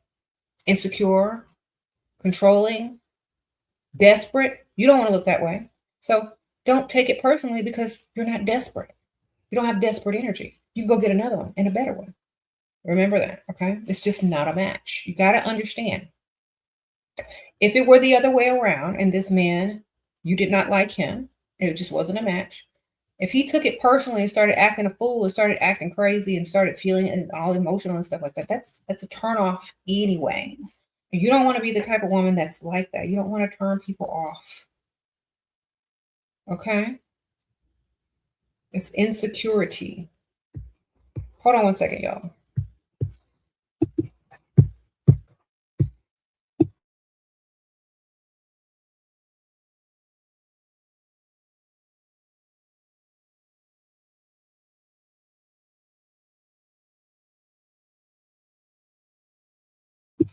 Sorry, y'all. Wrong number.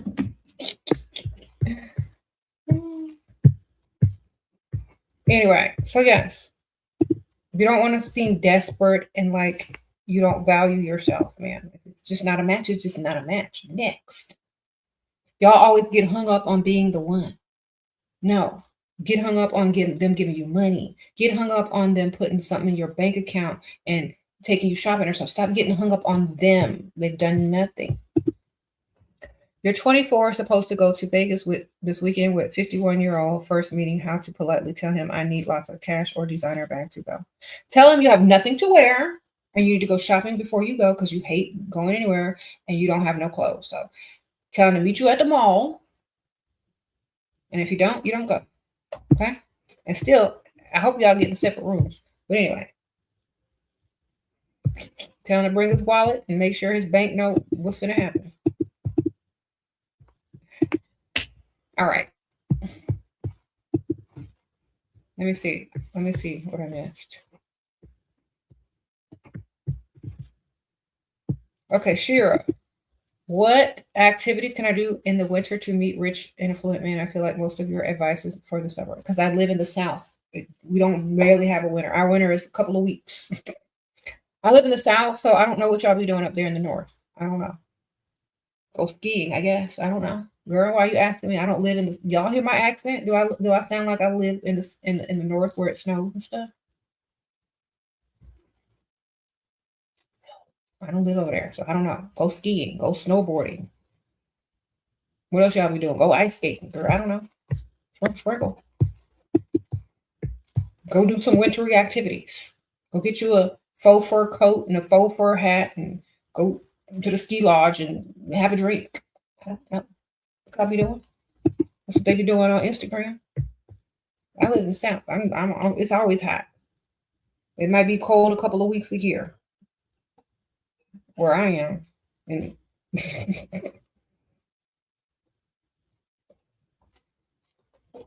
go sit in the bar in a ski lodge and dress up like a little ski bunny. That's what I'd do if I was over there. Get me a cute outfit and stuff. Do my makeup and go just prop myself down in front of that little fireplace in that bar. And I'd be like, looking good. Okay, we'll go do that.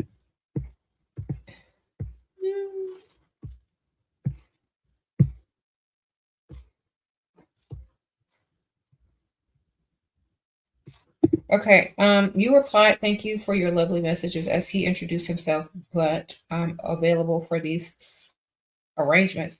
I'm looking for something more long-term. I hope you find what you're looking for. Okay, good. That's too many words for me. Sprinkle. Y'all need to stop talking so much. Okay, honestly, ladies, I'm telling y'all right now, that was a good response, but it was too wordy. You thought too much about it. You cared too much. Say less. You know what I'm saying? Y'all doing too much still. Y'all writing a whole paragraph. He ain't going to read that. He's going to read the last sentence. Less. Hope you found what you're looking for. That's it. I have to sit there and read that. It's too much. It's way too much. You're doing too much. Way too much. Way less. Because when you are just cold and you say, well, I hope you find what you're looking for, that's going to trigger him. He said, oh, well, what do you mean? If he's had to read a whole paragraph and it looks like you're emotional and it looks like you're talking too much, he's not going to want to deal with that. You know why? Because that's work. Say less. Okay? By putting a bunch of words there, it's like you're slapping him a couple of times. By saying less, by putting 2 or 3 words, it's like a punch. Okay? Think about it like that. The more you say, the more it's like it's less. It's less of a impact. It's not really challenging if you're sitting over there explaining yourself. When you say 2 or 3 words, it's a think of that like that because y'all are doing way too much, and that is why they're not into y'all that much. Okay? You're too wordy. Shut up. Okay? And you can be wordy where it counts. In them stupid emails, people don't want to read at work. When you're writing a book and people just trying to get to the point, but you got to say too much to be wordy when you have to use words. Like when you're writing a paper for school, you got to have like 10,000 words. Be wordy in the right time. Being wordy when you're and over explaining yourself, talking to a man is not how you do it. Say less. Someone said start journaling instead. Yes, write that down in your journal. Talk to Chat GPT. When it comes to these guys, say less. Because I promise you, any man in here will tell you they don't want to read all that crap.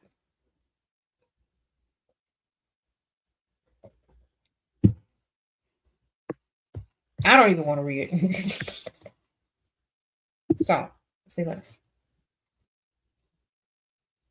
The less you say, the harder the impact of what you say.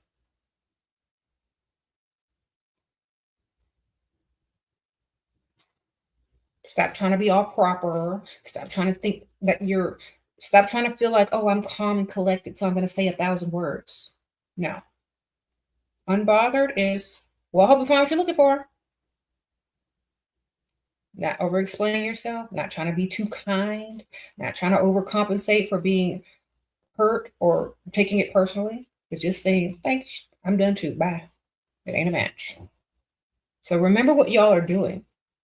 You're overcompensating, and people can tell.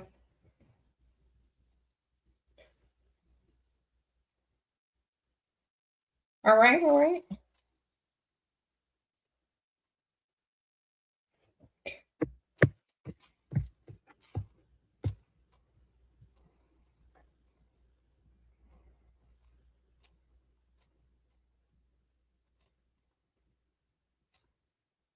Okay. Yeah. Do better, y'all.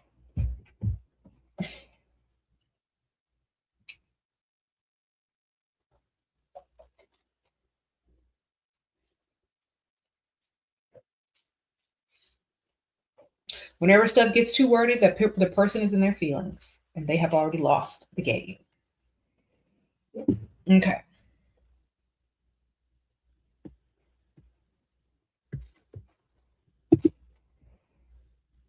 How to deal with a narcissist male boss asking for a raise. Tell him you deserve a raise since you work for him and you got to represent. Okay, because I'm out there telling people like this is what you tell your narcissistic boss. I'm out there telling people I work for insert his name such and such, and they be like, well, how much he pay you?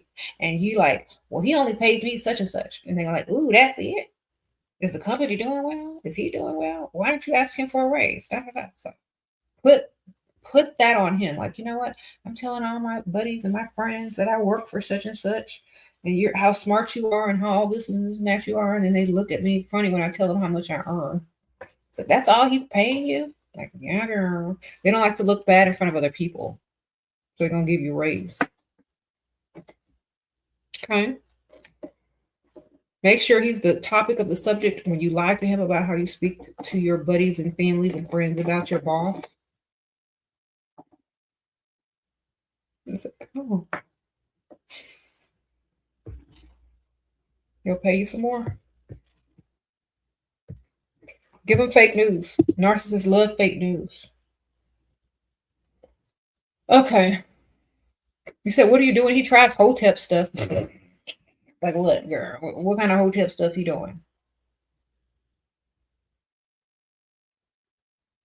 You got to give me details. He refuses to help with my health treatment. I'm sad, girl. That's because they don't believe in that. Sprinkle, sprinkle. Okay. That's a turnoff, and you know it is. And men will run as soon as they feel like you're sick because men want to procreate. They want to spread their seed. If you're an unhealthy and unfit, that's an automatic natural turnoff down there. Okay. They don't want to put their seed in anything unwell, sick, and also they don't care enough about you, not this early on in the stage, to have to go through anything medically with you. You understand? So why are you telling people? You should say it's for unethical and then go take it for yourself. Okay. Whatever medical treatments you need, say you need the money for unethical and then you go take the medical treatments. Okay. Because there ain't nothing that will turn a man off faster than someone who's sick. Y'all know that.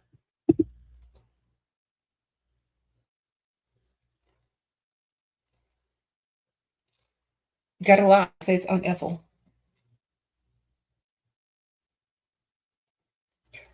What?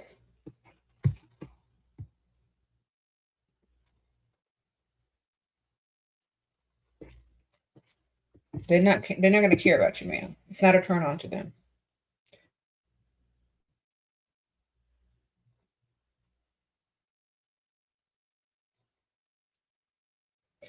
Sprinkle, sprinkle. So you feel bad for your friend because she's clueless and she doesn't like this advice at all either. That's because they're still playing fair in an unfair world. Okay.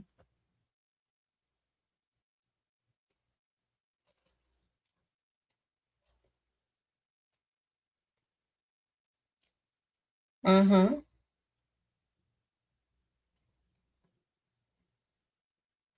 Men don't even like going to the doctor for themselves. Exactly.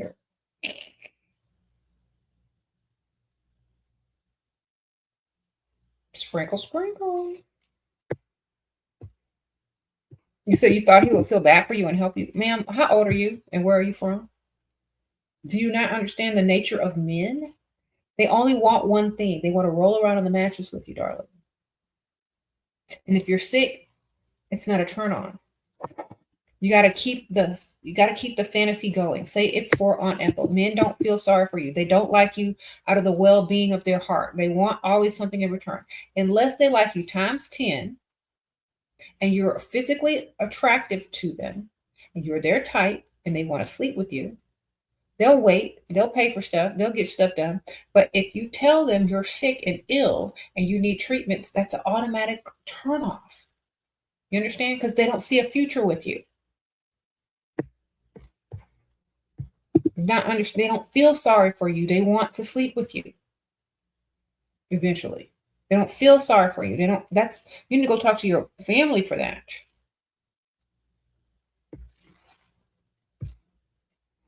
Okay? They don't care enough. Now, if you were in a relationship long term and they had invested a lot of money into you, they may pay for a couple of treatments, but they're planning their exit. You hear it? Unless they got some life insurance policy on you. Sprinkle, sprinkle. They planning that exit unless they getting that life insurance policy. You on your way out. So, you better be smart. They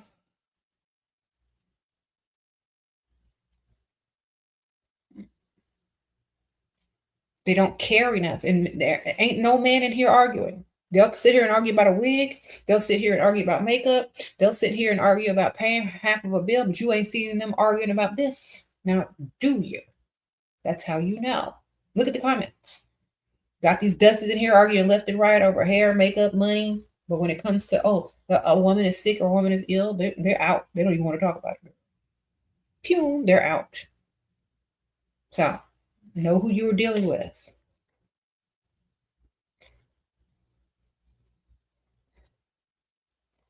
He said, how did I release my weight? I went to the med spa and asked them, what do y'all got to release this weight? And they told me, girl, we got this trizipatide over here. You want some? And I was like, girl, give it to me. Trizipatide. Sprinkle, sprinkle.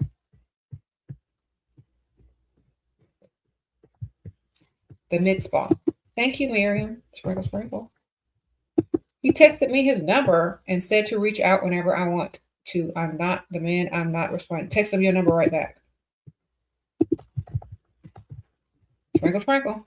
Text him your number. The ball is in his court.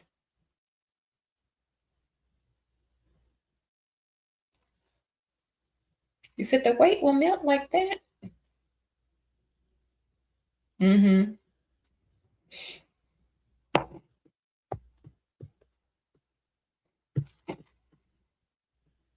What do you do if he tries to subconsciously manipulation? Girl, you got to be better at it.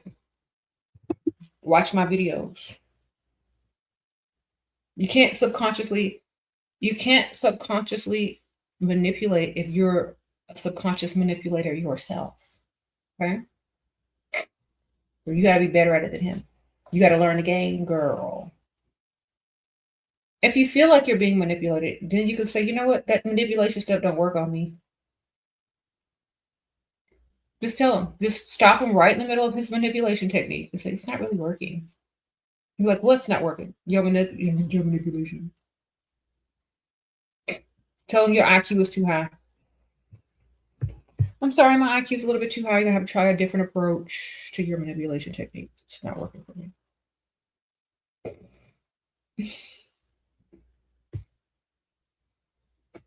You said, laugh while saying it. Exactly.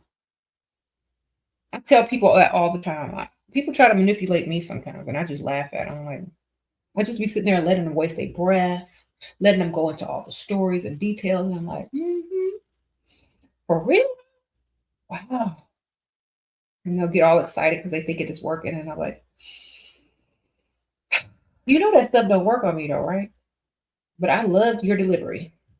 You were so excited. It didn't work though. We're going to feel stupid. Get them all excited as if it's working. Start asking questions like you're really considering it, whatever they're trying to manipulate you with. They need a SheraSeven doll that says sprinkle, sprinkle. Hilarious. Girl's going to turn into like a Chucky doll around Dusty's though. Start attacking the dust. It's going. Annabelle doll girl, yeah.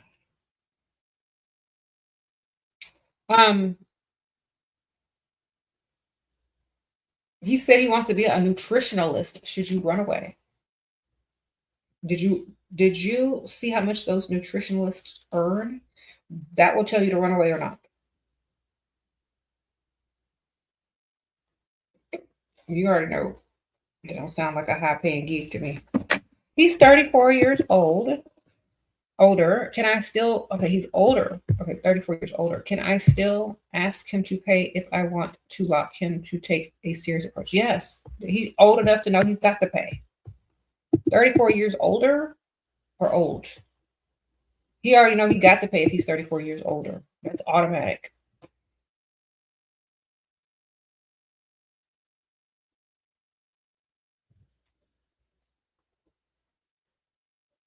If a man asks for a 5 to 10 year plan, why the heck is he asking? Okay, say this. Oh, 5 to 10 year plan. To find a provider who likes to provide for his family, his girlfriend, his girlfriend, who becomes fiance, who becomes wife, and then who becomes mother of his kids. I like to see a man who can provide all 5 to 10 years and beyond.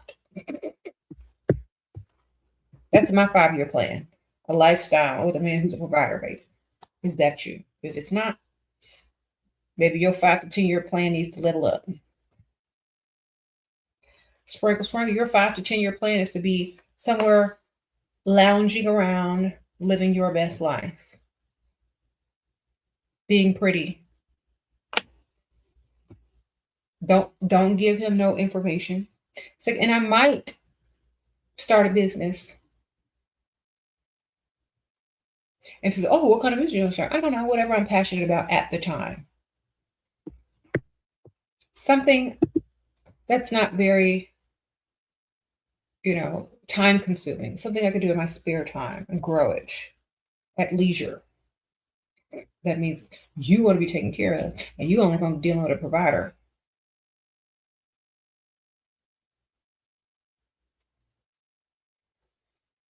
So they ask you questions like that so they know how to play the game with you. Of course, if you want to be married in 5 years from now, they're going to pretend like they're trying to find a wife. If you say, oh, I want to travel the world, they're going to be like, oh, I want to travel too. If you say, oh, I just want to see where this goes, they'll be like, oh, yeah, you're right. No strings. They're going to tell you everything you want to hear according to your answers. So make sure you answer in a way that is strategic so you know what they're doing. So sometimes if you tell them something that's not real, you'll see if they start to try to play into it. If you tell them something real and they automatically dismiss you because they're never going to play into it, like, okay, I like providers. That's 5 to 10 years in my future and beyond. A man who provides. You provide because they can't fake providing. You got to either do it or not. Why are men very dominating and my man brings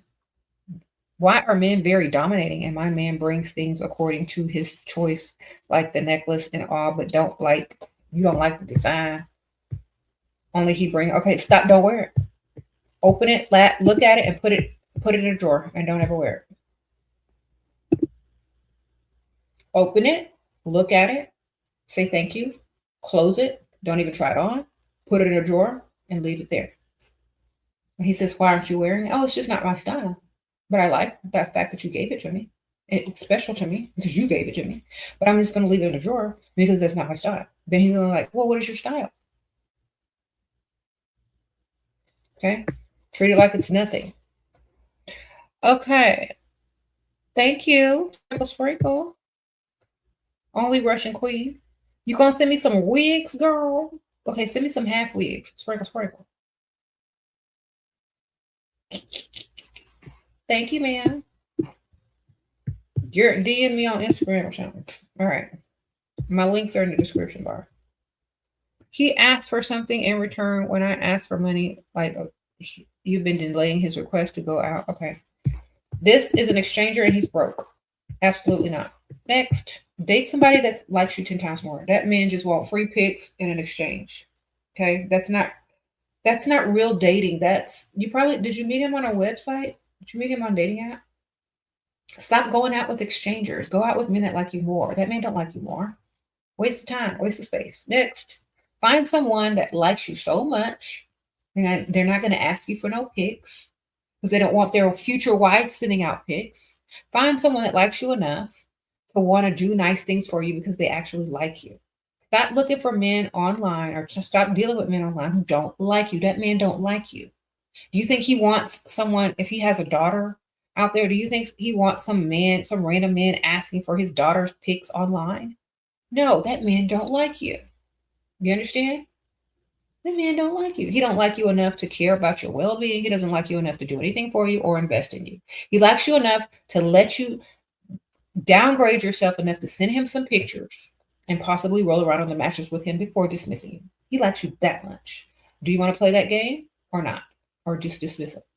It's like, no, I'm not that kind of girl. Okay? You're not that kind of girl. Tell him to go find pics of someone else. And if he wants to talk to you and he wants to take you out and do something nice for you, that you're fine with that, but you're not going to be them ratchet chicks online. Sprinkle, sprinkle. Okay? Stop making exchanges. This is not let's make a deal. It is not let's make a deal. It is do you like me enough to provide and invest? This is not let's make a deal. Y'all over here playing let's make a deal when it's do you like me enough to provide, protect, and make sure that I feel safe? Do you like me times 10? Or do you like me enough to roll around on the mattress with me and collect pictures? Where's your value?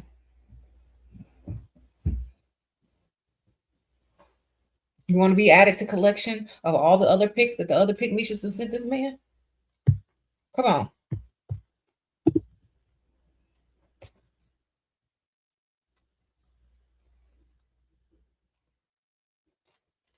Sprinkle, sprinkle.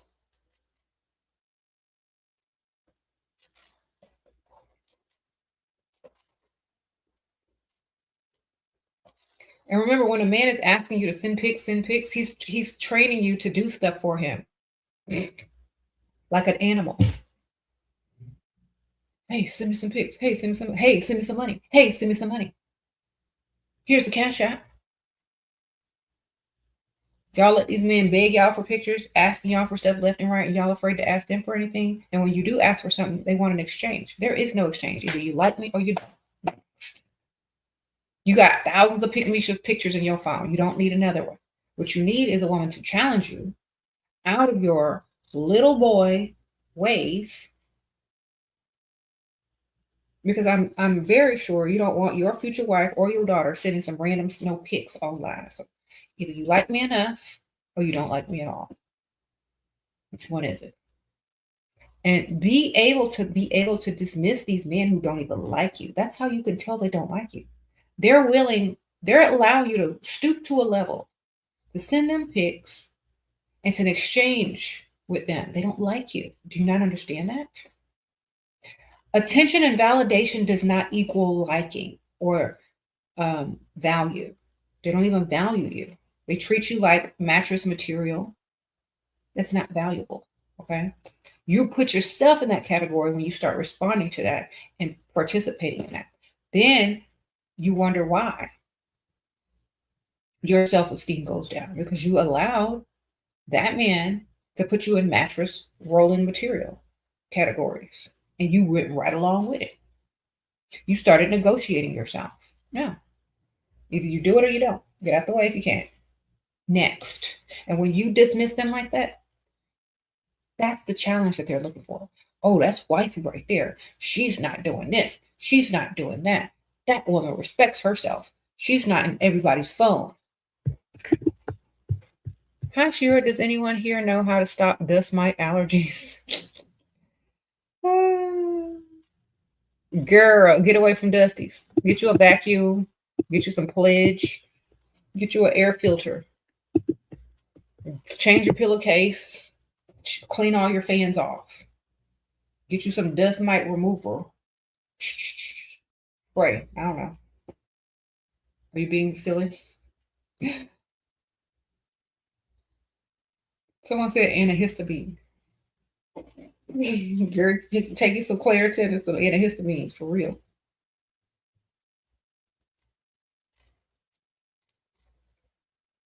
Uh-huh.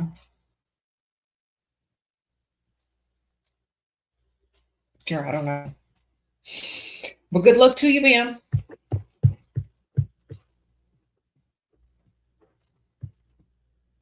Change them air conditioner ducts. I don't know. Filters. You said how to be soft spoken like yourself. Do you think I'm soft spoken? Only when I'm acting, yes. I know you're acting. Hi, how are you? I'm kind of soft spoken in real life, not when I'm not talking about these dusties and stuff. Yeah, I am. In real life, if you meet me in real life, I'm not. I'm only doing that because I'm passionate about it and I'm trying to help y'all drive the point home. But when in real life, I'm like, "Hi, nice to meet you." Da, da, da. I'm nice. I'm cordial. Put yourself first. Yes. Galamon. What? Galamoni for music. I hope I said that right. Thank you. I see your profile picture before. Thank you for donating. Appreciate you.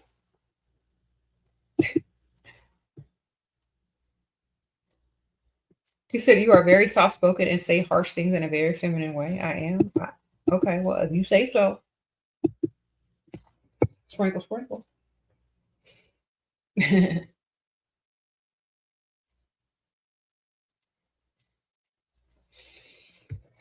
um, you said most of us don't have higher voices as women. Well, you could fake one.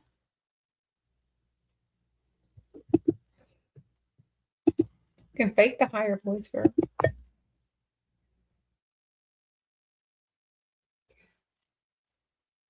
Sprinkle, sprinkle. My voice used to be a lot higher when I was younger. It had a little bit more weight on me, and my voice has gone a lot stronger because I talk so much when I go live. I think my voice has gotten strengthened.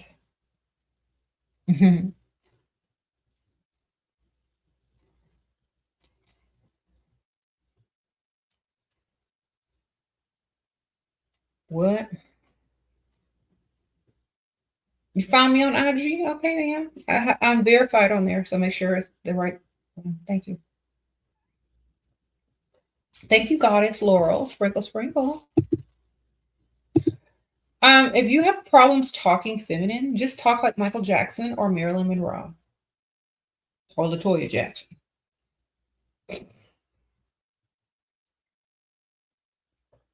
or Janet Jackson. All them Jacksons.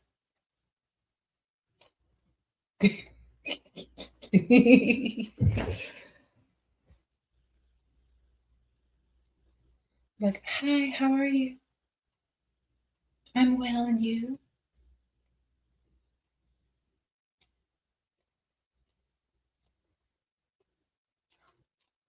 So just pretend you're talking to a baby or a pet. Exactly. But don't overdo it.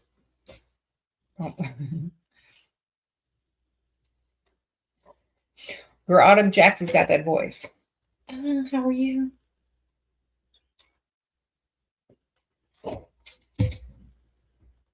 You can't wait for the movie either, girl.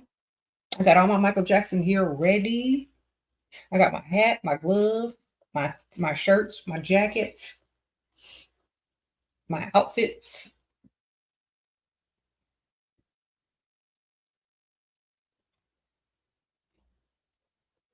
I'm gonna have to go to the theater on the rich, super bougie side of town, so ain't nobody in the aisles dancing and disrupting the movie. Yes.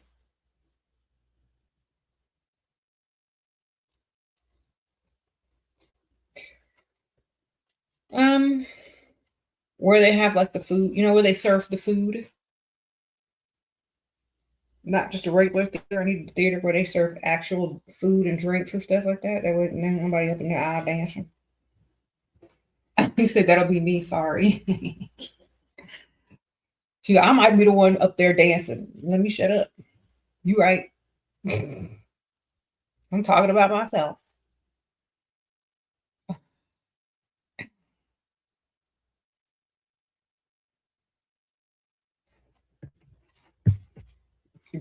I remember like years and years ago when they had the This Is It movie come out. Y'all remember when This Is It came out in the theater?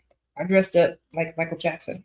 I put the makeup on and everything. I had the cheekbones and the nose and the whole makeup and the glove. I dressed up like Michael Jackson, makeup and all. People were trying to take pictures with me. This time I'm going as myself and just representing with the merch. Okay. Sprinkle, sprinkle.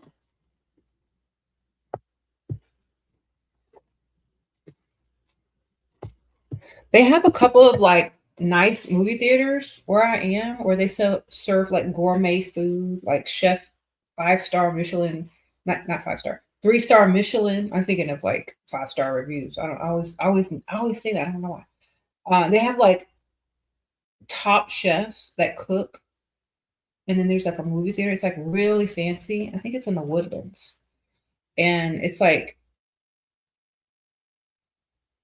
you get a whole table and you get like chairs. It's like a dinner, but like table, and then you have a theater. It's like super fancy. I want to go there. Maybe I'll watch it there. Do it all up and everything because it's like red velvet in there and everything. You said you need to find a Southern man, but you're in California. Okay. A lot of people move to California. You might find somebody that's Southern out there. Do I go to MJ tribute concerts? I have. I have before. Hmm.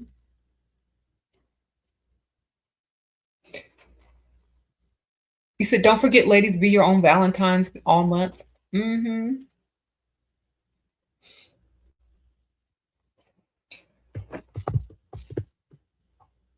Oh, yeah. Valentine's Day is coming up, y'all. Y'all got to get y'all some gifts. Get your wish lists in order. Make sure y'all put love potion number 7 on it.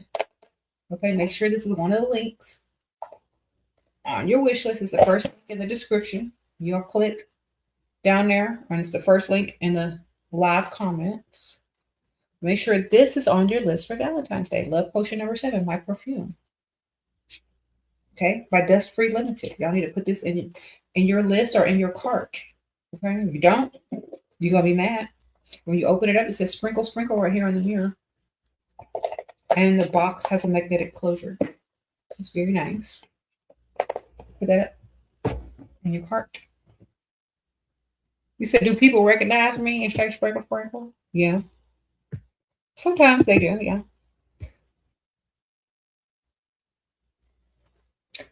Yep.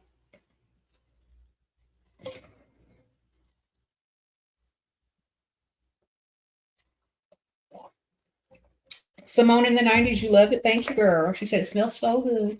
The notes are vanilla, coffee, tonka bean, praline, candy,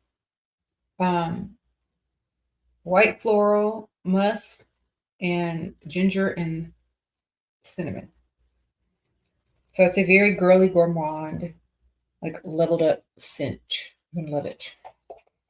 I love it. And it's not overpowering either, but it does last a long time.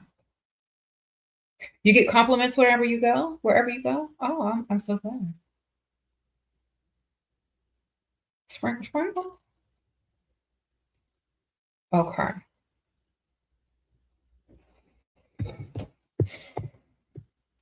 You paired it with the pheromones too? I heard that's right. Sprinkle, sprinkle. So this is the only size we have right now. Possibly in the future, there may be other sizes, but this is what we have now. Okay. Y'all pick it up. Okay. He said, why is he not showing himself on video calls for 2 weeks? I don't know, girl. Why you think? I don't like video calls. Don't call me on no video. I don't know. Like, I like privacy. Maybe he didn't shave. Maybe he got zits. I don't know. Maybe he's cheating. But I deleted my FaceTime app on my phone, so you can't call me on a video. I hate that. Like, don't call me on a video. You don't deserve that privilege. I think it's kind of also Pikmisha-ish and insecure when you always got to be on video. Like, it makes it better when you see them in person if you're not always looking at them, you know? You live near Silicon Valley and they like drab makeup. No style women. Should I dress feminine to get rich men attention? Yeah. Dress up. Dress up a little bit better. Just do a little bit more than they're doing, because if you look crazy in a bunch, in a crowd and a bunch of people that are bland, it's going to be too much. So just stand out a little bit more. Do a little bit, elevate yourself a little bit higher than them. And then when it starts working, then do a little bit more, like gradually elevate yourself, and you'll also inspire them to elevate their looks too. Thank you. Thank you, ma'am. Goddess Laura, I appreciate you. Sprinkle, sprinkle. For getting my perfume. What do you say when he doesn't want to be taken advantage of financially? Tell him don't date. Sprinkle, sprinkle. Tell him I don't want to be taken advantage of either physically.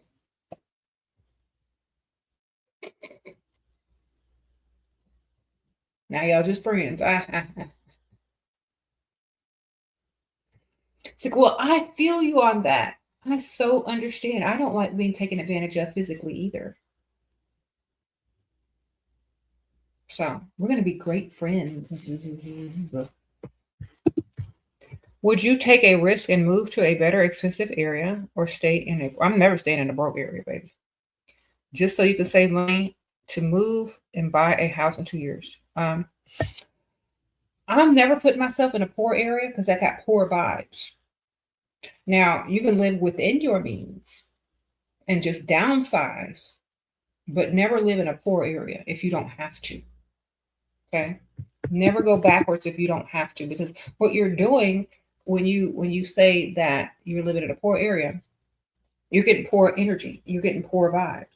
You need to get to it, like, even if you have to downsize your place into something smaller and getting into a decent area, that's going to be better on you mentally, better on your safety, blah, blah, blah, blah, and your mentality.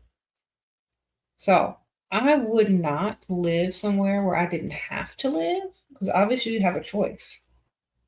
It may take you a little longer to save up unless you get you a sugar daddy. But maybe it'll motivate you faster if you're paying more. You know what I'm saying? It'll motivate you to get up out of there faster and find more streams of income if you're living in an area that that costs a little bit more than if you were just being complacent in a poor area. You take your time. But if you get in an area where you're literally paying lots of money to live there, it's going to help you find several streams of income, level up more, maybe find you a sugar daddy to hurry up and get you a house.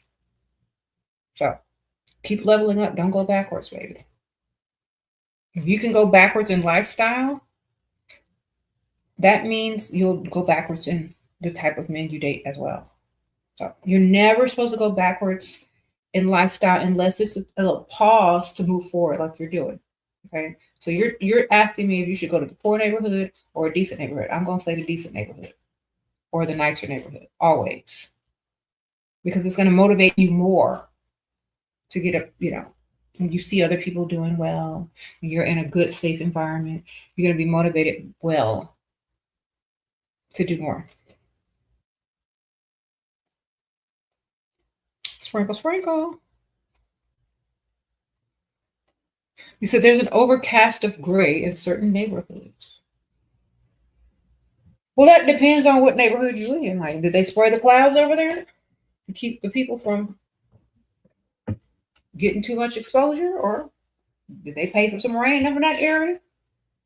You know, or is it pollution? You know, which one?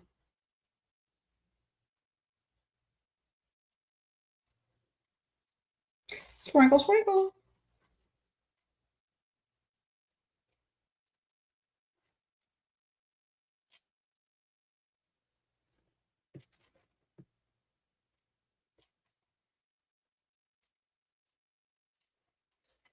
What if one of your rosters is broke and live in a one bedroom, but still pays for your nails and lashes? Okay, that's his name, nails and lashes, girl.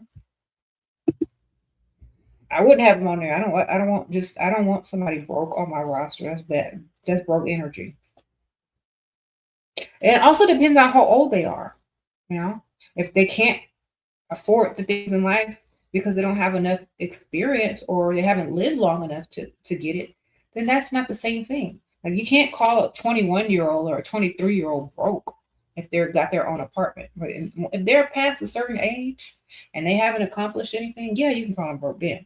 But if you're talking about somebody young, I'm not calling a young person broke for having their own apartment. I'm calling an old person broke or a middle-aged person broke or somebody that should be further along than they are, not somebody who just, are just young.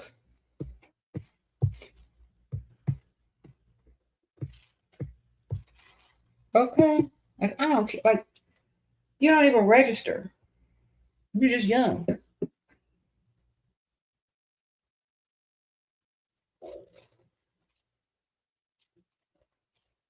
Is it worth it to try to reach out to a rich sugar daddy who's providing, though not responding to texts anymore? I'm not chasing nothing. Sprinkle, sprinkle. Check the. Is he? How old is he? Is he in a hospital, girl? If he's not responding, don't you chase. Let him chase you.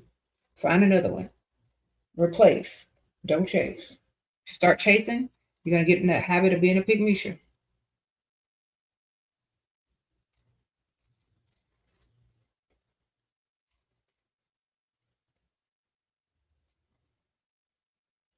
And this is why you're supposed to have a roster, so that's not your only option. So it's supposed to be like, okay, well, I'll just talk to the other one until that one can figure out, when you want to talk to me again. I don't care.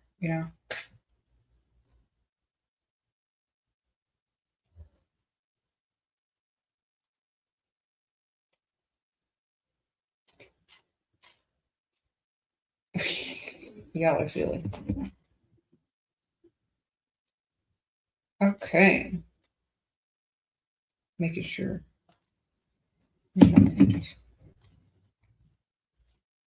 Okay, so yeah, remember, you are the prize, ladies, not him. So you need to invest in yourself as the prize because the prize always invests in themselves. Yes, they do. If you're not investing in yourself, how can you be a prize? If he ain't investing in you, how can you be a prize? So you need to put yourself first and invest in yourself. Um, and the best way to do that is always like mentally, physically, okay, spiritually, all types of ways. Why? Because that's how you create the best version of yourself. And instead of just acting, you know how they say fake it till you make it? When you actually put in the work, you're not going to be faking it anymore. Okay? And so y'all need to get all my level up books and do your reading. Get sprinkle, sprinkle. How to date a provider and avoid a dusty. Get too pretty to pay bills. If you're just tuning in and you're a beginner, get I Bring Nothing to the Table. This is like a little beginner's guide. If you need daily inspiration, get The Wisdom of SheraSeven. These are aspirational quotes to get you back on track and get you out of your Pikmisha-ness. If you should slip back into it, or if you just need to get out of it. Okay. Then we have Leveling Up to Your Best Life. Creating a Life of Comfort and Luxury. This is more of a coffee table book, more on the creative side of things. How to love yourself, put yourself first, teach people how to treat you by how you're treating yourself. So this is a good book. It also be pink. This is the author's copy. But definitely pick up a level up books right there. All my level up books right there. Sprinkle, sprinkle. You put that on your reading list or gift them to a Pikmisha anonymously. You joined a private members club at a rich activity. Oh, the rich activities and meals got charged to our accounts. How to get men to pay. Maybe you got to go as a guest of someone. So, you might have to go as a guest of someone, or say that you're a guest of someone if they're talking to you. You're gonna have to ask them, or you're gonna have to insinuate, "Oh, is this on you?" He pays my bills, lives separate, but told you 1K limit on the card for things not enough. Get another one. Yep. If it ain't enough, it ain't enough, man. What you gonna do? Sprinkle, sprinkle. Get an extra one. Okay, so if a man gives you a card or he gives you 1,000 allowance, and that's not enough to cover your expenses, what are you gonna do? You gonna sit there and go without and claim a grown able-bodied man? And you're sitting here in survival mode? No, that doesn't go together. You can do bad by yourself, or you can add one to the roster. Okay, or they can get a second job, or they can increase whatever it is that they're giving you and give you actually what you need. Either way, you got to get it. Okay. So I don't know how much he makes. I don't know how young he is or old he is. Hopefully, he's not, doing the least for you, doing a little bit more or the most. You need 3 sources of income. Okay. Somebody said tell him to get three sources of income.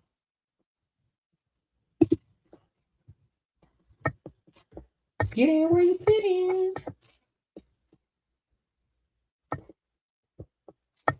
A Dusty, you're going to make him teach me how to start a business. He will never be my man. How will a Dusty teach you how to start a business if he can't even start his own business? Why would you go to the dustiest person to learn how to start a business? Do that even make sense?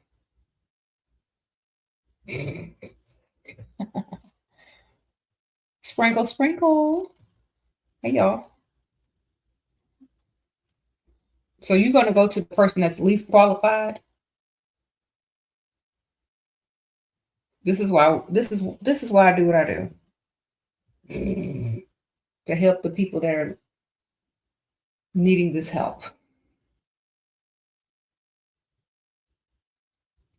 Oh, he has a business. He just don't make enough. Okay, so maybe you need to find someone who has a successful business. I mean, he could teach you I guess he could teach you what he knows, but you still need to go find somebody who has a more successful business. I'll say that. Okay. He could teach you what he knows. I don't have anything wrong with that. But Chat GPT and Google can do that for free. Thank you for being a new member. Haze of Aquarius, appreciate you. You said it's so fun having multiple providers. Yes. You got 2 men, 1 millionaire. Don't worry. I know that's right, man. This is Zuzu. You got two of them, girl, and 1 millionaire. I know that's right. Yes. You said that's your emotional support animal. You said the only thing to learn from a Dusty is audacity. That's true. The audacity. You said y'all must be in the comments lying. Girl, no. Y'all see, this is the thing. A lot of women don't believe that it's possible because they're doing everything wrong and backwards. So they're not getting the results, and so they don't believe other women are getting the results. Environment is everything. You put yourself in a certain place, in a certain environment. Most of the people there are already rich.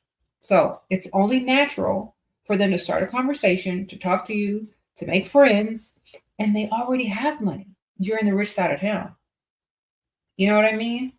So it's way easier depending on where you start, where you're at, to run into some money.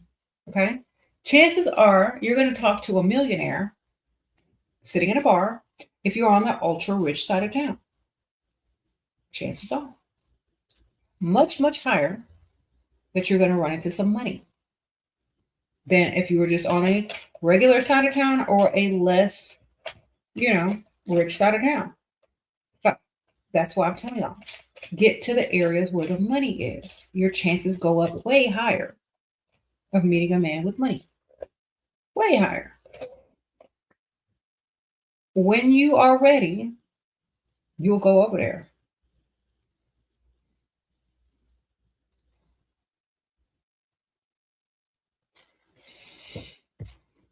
Okay.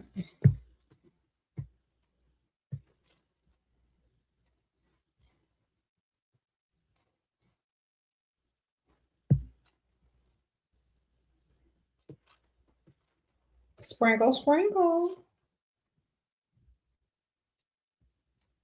You said millionaires won't be entertaining. They already do. So what are you talking about?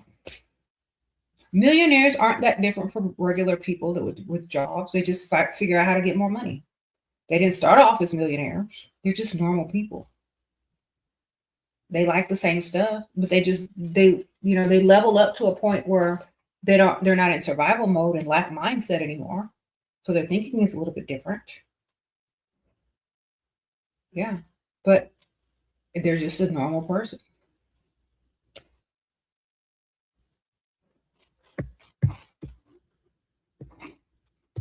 Sprinkle, sprinkle.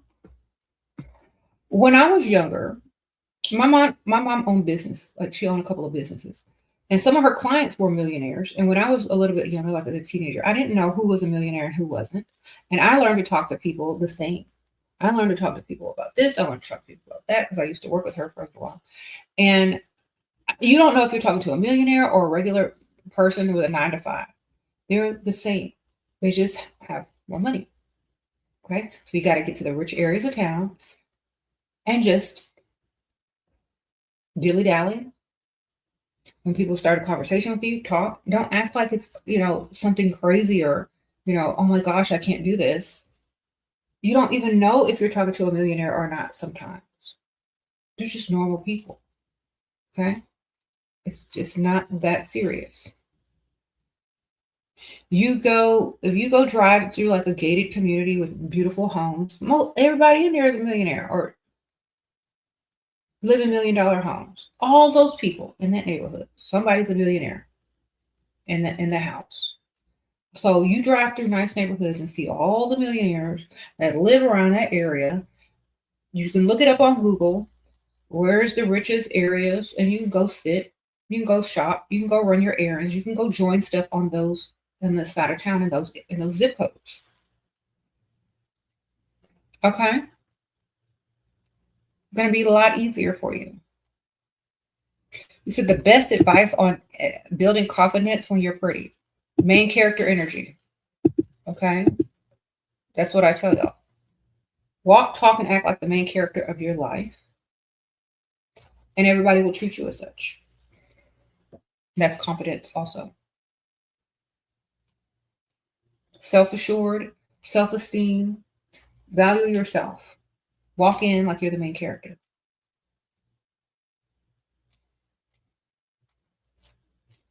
If you are clocking in, the person who owns the clock is a millionaire. Probably we all know them. Exactly, girl. The owner of the company, franchise owners. I mean, people that you don't even, mechanic shop owners, a lot of mechanic shop owners in certain areas, they're millionaires. They may not look like it. They may a little blue collar look, but they are the owners. They're getting all that money. Mm-hmm. Sprinkle, sprinkle. If they own a nice restaurant, they could be a millionaire, depending on what type of food they're selling and what area it's in. You say your uncle is a millionaire and my family friend. Yeah, everybody knows a millionaire. Well, most people do. At least I think they do. Okay. I know a lot of millionaires. A lot. A lot of millionaires. That's all I try to hang around because no. What? You broke up with him because he said he had no intentions of financially supporting a woman ever. If he was helping financially, now he want to work it out, but I see no moolah. Okay. So I'm not working it out unless you put this money in this account. Send him the re-entry fee. Send him a link that he can put some money in. And then don't talk to him no more until he send the fee. If he keep trying to text, send him an unblock fee that's twice the re-entry fee and then block him. If he want to talk to you, he'll pay the unblock fee, and then you can unblock him and see what you're talking about. And if he ain't talking about nothing again, same thing. Unblock fee and then block. Okay? You're about your money. He's trying to lower your standards because he can't afford you. People shouldn't be shopping where they can't afford. You understand? Next. Do you think women should wear makeup? Of course I do.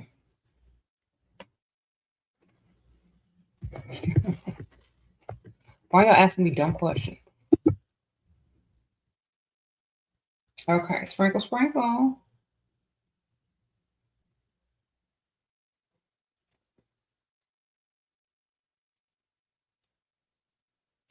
How you got dressed up to go to lunch and the owner of the restaurant remembered my name when I left the restaurant. I know, girl.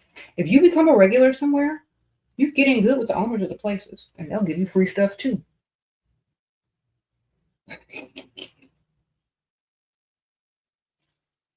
Because you know what? If you look good when you go in there, you make their establishment look good. You attract more people in. Their establishment, ambiance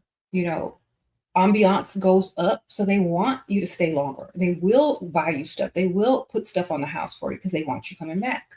So even if you look good just going to a restaurant or a restaurant bar, you're going to get special treatment anyway because you're going to attract more people in. You're going to up the value of their restaurant, because you look good. You're sitting there looking like who did it and why. You're not going to get no special treatment. And you're like, ooh, get out of here. So that's why looking good is always going to bring you opportunities and advantage. I was sitting at a restaurant bar having lunch, and the owner came up to me. He was like, "Oh, how are you? I've never seen you in here before." Oh, no. Can you come back? Oh, well, this one is on me. They paid for food. They were like, "Will you come back? We want to see you again." How do you move a fearful, avoidant man from emotion? Girl, I'm not doing none of that. I'm just getting their money. I'm not doing none of that. I'm just getting their money. I am not a relationship channel. I am a get his money channel. Okay. I don't care about no man commitment. They care about my commitment. You got to flip the script and stop being a Pikmisha. Okay. You're begging a man to accept you when they need to be begging you to accept them. You need to find a man that likes you 10 times more. And that's what you need to be dealing with. All of this crap right here, this man don't like you. Okay? That man don't like you, baby. Find a man that likes you times 10 so you can stop being confused and questioning yourself and trying to control somebody who don't even like you. That man don't like you. Next. Okay? If y'all got to come up with all these phrases, all these words, all these avoidant attachment and commitment, that man don't like you. Just say what it is. Say, excuse me, SHERA, this man doesn't like me. How can I get him to like me? Man, you got to like yourself first. And you got to have some high self-esteem. And you got to only deal with men who like you more. That's how. Because you're doing everything wrong and backwards. Y'all keep trying to force something that's not meant to be. Okay? Stop trying to be this man's placeholder and force yourself into a permanent position. He don't like you. He's going to end up cheating on you, telling you some crap, and he's going to be resentful of you because he don't want you there in the first place. You're a placeholder. Next, go be somebody's prize. Go be someone's prize that actually likes you already. Don't try to force your way in. Okay? Go be someone's prize who wants you. You got to level up your looks. You got to level up everything enough to where you don't even want or need them, but they want and need you. You got to have options. You got to be able to go to the next person and be like, It's so fortunate for you that I'm available. You know, you got to be the prize, not the begging Pikmisha for commitment. Okay. Do better. Come on. Have some high self esteem.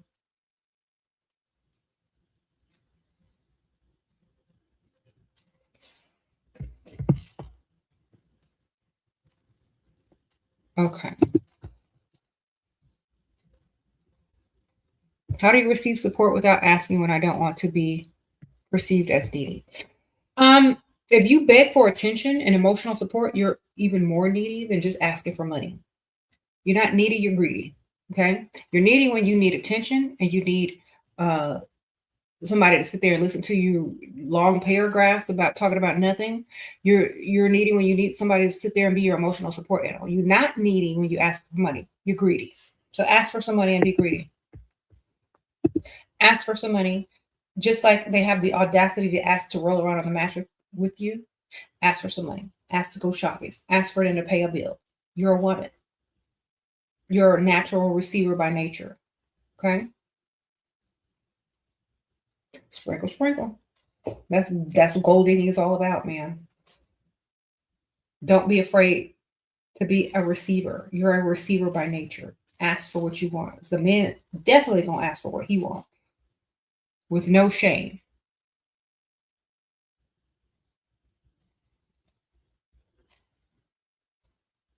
What happens when you live 2 hours from the wealthy areas?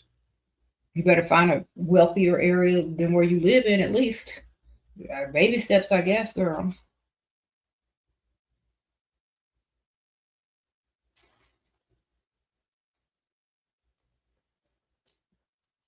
If you're afraid of rejection and losing a man who does nothing for you, you're valuing a man that doesn't want to do anything for you. You're scared to lose a man that you can't even ask him for money. What type of man? Why would you want that type of man that you can't even ask for money? You're dealing with someone close to your age, I can tell. When he's an older man, he understands that younger women need money and like money. You're dealing with somebody your own age, y'all are like brother and sister. Y'all are in competition. Okay? Of course he's gonna think you're needy and a beggar if y'all are the same age. That's why you gotta date older. Okay? If I were to be in a relationship with someone my own age, I would feel some type of way about asking them for money too. You know what I'm saying? But when they're older, I'm asking. You had years on me. Okay? You're supposed to have some money. Sprinkle, sprinkle. You said I stay in need. Exactly.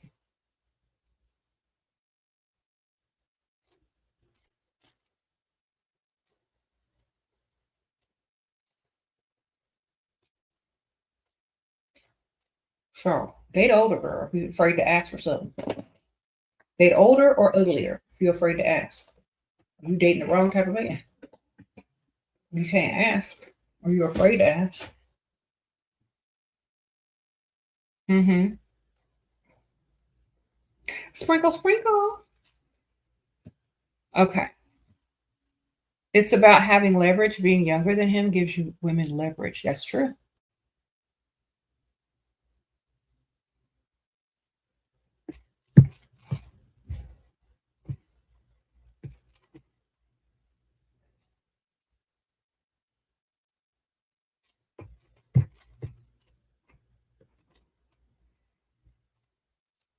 You said, how can you lose something you don't even have? Exactly, girl. Mm-hmm. Okay, so stay the prize, man. Stop, y'all. Y'all are all thinking backwards. That's why nothing is working for y'all until you start thinking this way. Okay, y'all gotta think as the prize, not the Pikmisha.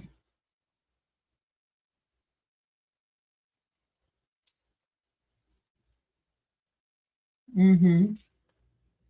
You said how many years older? Old enough to be able to afford to give you some money, man, without wanting something in return. Old enough to be able to invest in you, man. Whatever that may be, wherever you can find it. Yeah, that's up to you. Okay. There's some guys out there.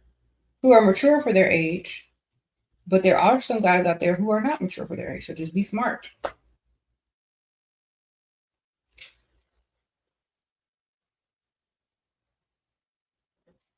So, for example, like let's say you're 21 years old.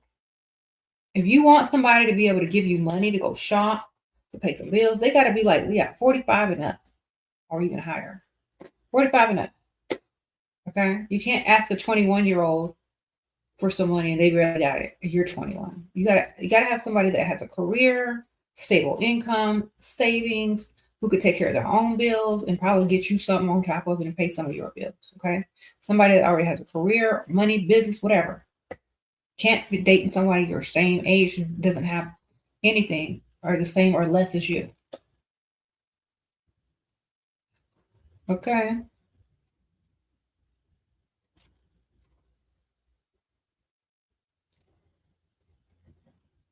You said, how did I maintain my youth and kept being the prize? I don't have to work. I don't have to clock in.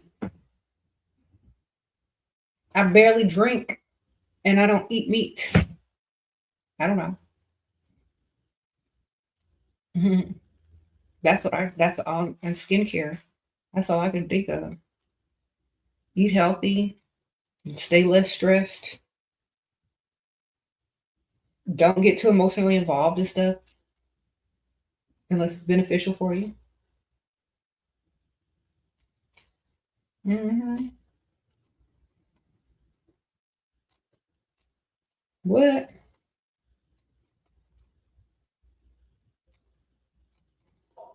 What if men expect favors and what I keep telling y'all, stop. You're that men don't like you. If they're asking you favors for video calls and pics, he don't like you, you're mattress material category. There's categories that men put women in. If you keep dealing with them after you already know which category you're in, that's your fault after that. So you've been put in the mattress category. Okay? What you say is, I'm not that type of girl. I prefer a man who's a gentleman and respects women and wants to invest in them for long term and get to know them. You can say it in a different way. But when someone's asking, when you're going tit for tat and this man is asking you for pics, video calls, and exchanges, he don't like you. You're mattress material. As soon as he rolls around on the mattress with you, you are dismissed. You understand? You are dismissed. So he put you in mattress rolling material category, and you still talking to him? That's an insult. You got to put them in their place and dismiss them. If they say, oh my gosh, she dismissed me. She's better than that. I feel so stupid now. Maybe I should take her out on a real date. Maybe I should be a provider for her. That's wife material. She just doesn't roll around or send pics and does video calls with just anybody. She's better than that. You understand? If they present mattress category and you take it, that's on you. Okay? That's you accepted that once you start to negotiate yourself. So stop doing that. Automatically stop them right there. I'm not that type of girl, but good looking, find what you're looking for. I have more respect for myself, and I want a man who actually likes me as a person and wants to spend time getting to know me and investing in me. So you tell them. You are not Mattress Maggie. You are not Pikmisha.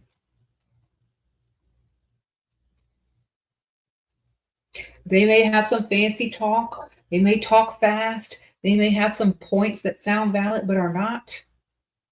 They may have the confidence behind their voice to try to convince you otherwise, but your standards should not budge, ma'am. Okay? Sprinkle, sprinkle.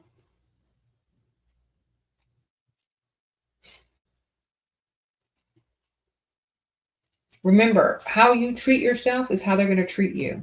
You start negotiating as a mattress Maggie, they're going to keep negotiating as a mattress Maggie because now they think it's possible.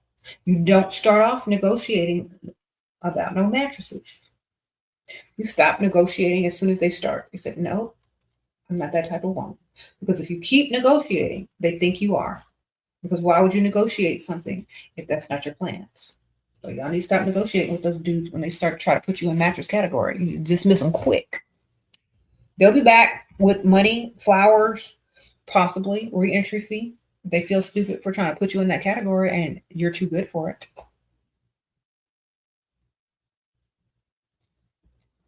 But some of y'all start negotiating like Pikmisha's. If you ain't never had nothing before, if you ain't never had a man give you anything before, and you think it's a flex, negotiate about a mattress roll. That's why, because you ain't never had nothing before. Once you start negotiating, it's pretty much over. Okay, you'll never be anything more than that. And you might get dismissed after the first time. Because, that's what they're judging you for that. What if he works overtime, has a business overseas, but doesn't spend? Girl, that's too much right there. That's stress already. I'm feeling stressed out right there. You need to see that. No. He don't live there. He works overtime. He ain't got time for you. He got no money. Okay, so why are you even talking to him? The heck is this? Is you that desperate to have some type of connection with anything? He lives far away overseas. He works overtime, doesn't have no time, and don't spend no money. Okay. So why are you talking to him?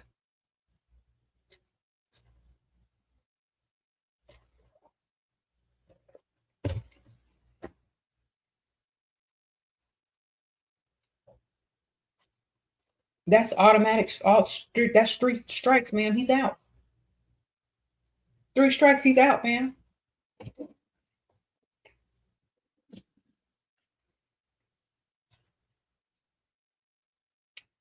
What? A 78-year-old billionaire is promising. Promises are comforts to fools. Where's the money? Okay. Thank you, Shiny Valley. Thank you, girl. Sprinkle, sprinkle. I don't care how much money that guy. I'm still not believing a word out their mouth. I need to see the money. I believe money. I don't believe words. Not coming out of no man's mouth unless they're talking about where can I deposit this money. He said future faking, girl. He ain't got no future. They're trying to get on the beneficiary as on his policy.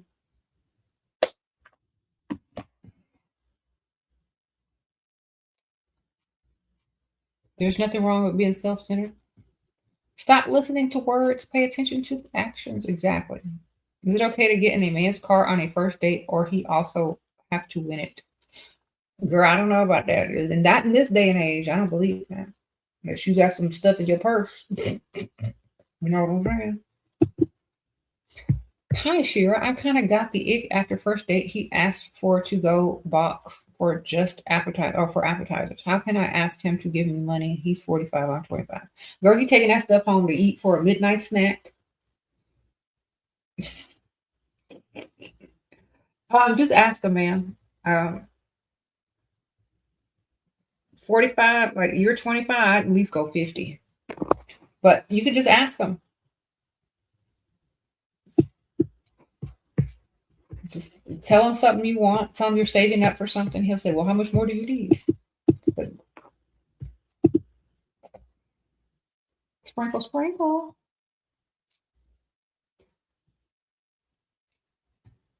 Okay.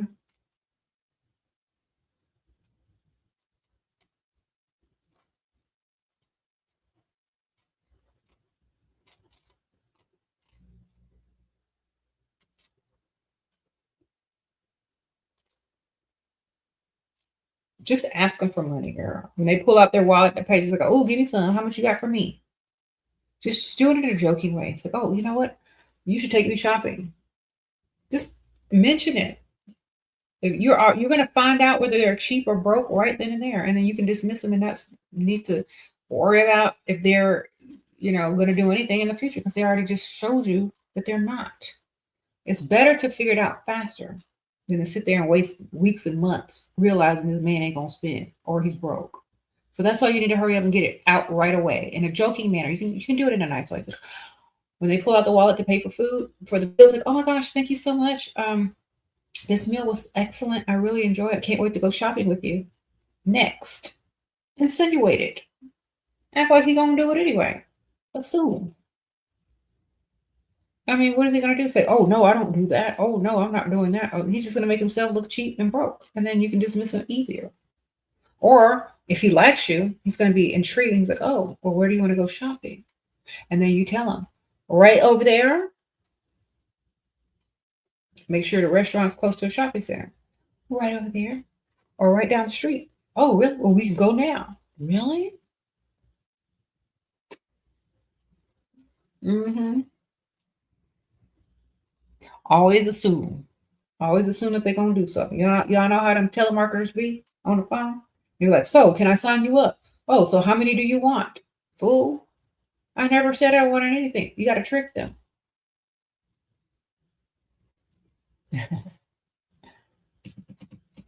Okay. Hold on 1 second, y'all.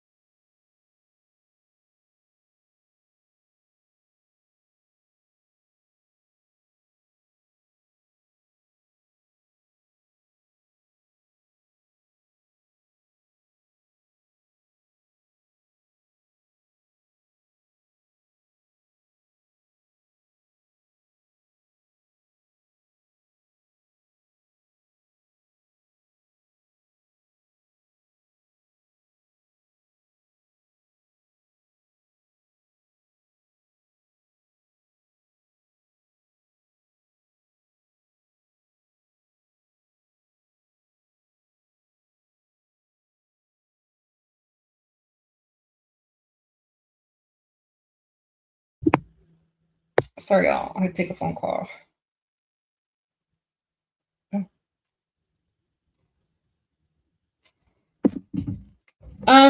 Yeah, I muted it, y'all. I was having a private conversation. So, none of your business. Somebody sent me a cash app. Thank you. Whoever that was. Christina. Yes. Okay.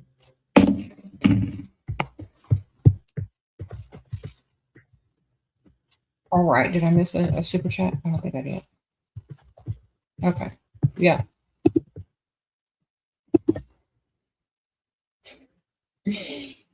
Anyway, remember, stay the prize, y'all. There'll be mattress material. He said rich old men go home early. They sure do. So you got to get out during the day.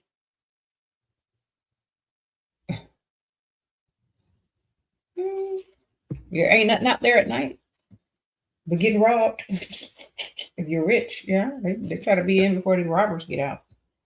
Like, oh, we got to go in.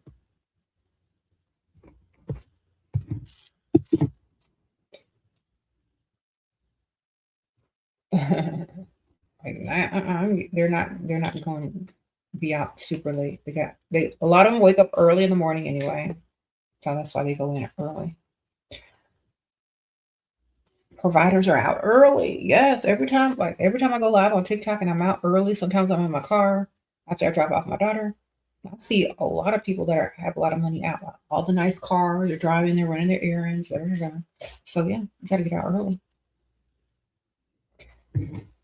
Okay. Sprinkle, sprinkle.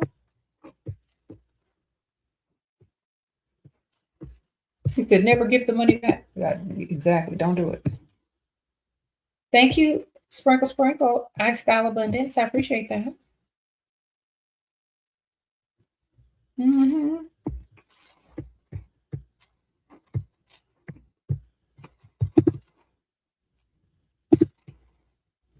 So they wake up at 4 a.m.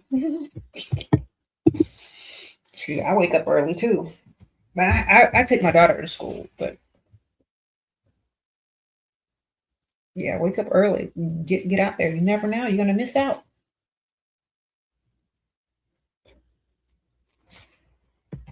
Even on the weekend. Like if you can't get out during the weekdays, at least get up real early on the weekend because sometimes they'll be out before the the working crowd, gets up and starts, moving around. They'll be up early. Older people on the rich side of town, they'll be up early in the morning on the weekends too if you can't get out during the weekday. Okay.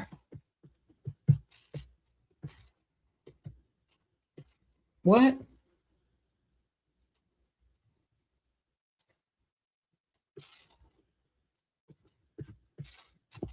You said it's quiet.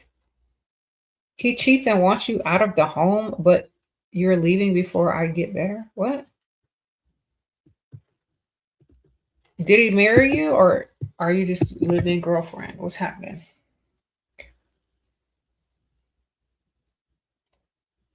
Okay. I don't know, girl. I don't know what your rights are in that situation. What? Midday seniors at the gym seem like they're on a fixed income. They got to go early in the morning.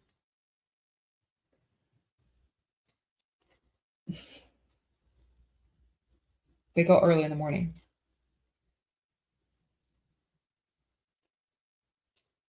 Hmm.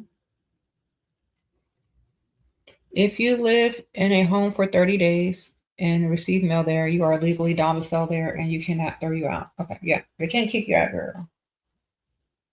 All right. That's true. He accused you of being a witch, huh?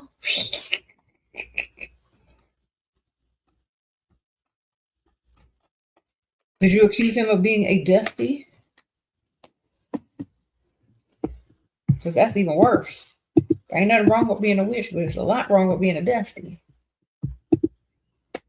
All right, sprinkle, sprinkle.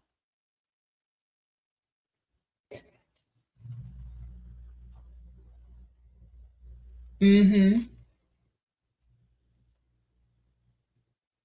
You said you've been accused? Girl, everybody been accused. That's smart. All smart women are accused of it.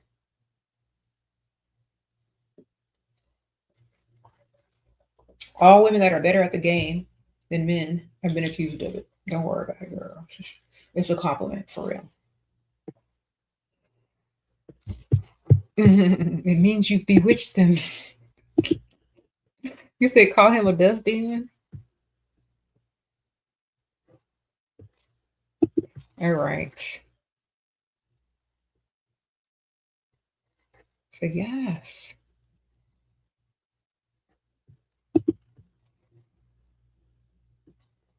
Birch. You said, what do I think about Nicki Minaj? I think people are opportunistic. I'm not political. I think everybody do what they got to do to get what they got to get done, and take nothing personally. And politics are not really, something people that really care about. They just want their opportunity or to get something out of it. I think most people are motivated by money and opportunity. I don't think they're motivated by politics. Okay.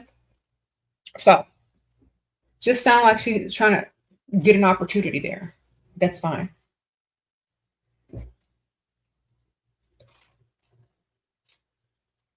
What? Whatever she's trying to accomplish, that's what she's trying to do.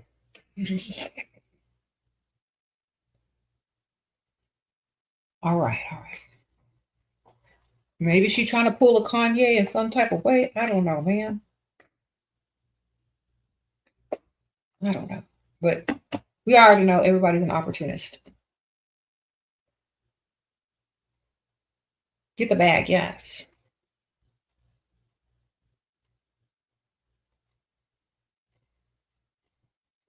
Hmm. I'm too old and too wise and too knowing about certain things to get into politics. None of that stuff is real. Just get the money. Always follow the money and get the money and the opportunities. All right, Shiny Valley, sprinkle, sprinkle. In a relationship 4 months, he accused himself. What? He excused himself in the middle of a call, said to call back and didn't call back. Oh my gosh, it's 3 days now. What to do? Okay. Let him sit there and argue with his wife until he gets bored again and call you back. Okay. That man married. He called you and cut off in the middle of the phone call. I had to call back for 3 days. Girl, his wife called him. Okay. He's on punishment. Wait, he'll be back in about a couple of weeks. Then charge him that re-entry fee. Make him take you shopping. Okay. Sprinkle, sprinkle. Where's your other dudes on the roster? Where are the other men? Okay. Entertain some other dudes. Get their money while, he's being on his best behavior so he can sneak back out later. Okay?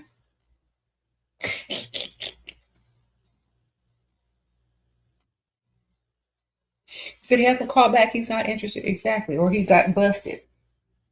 He ain't interested or he got busted. He said he cheating, girl. Yes. Where'd you meet this dude?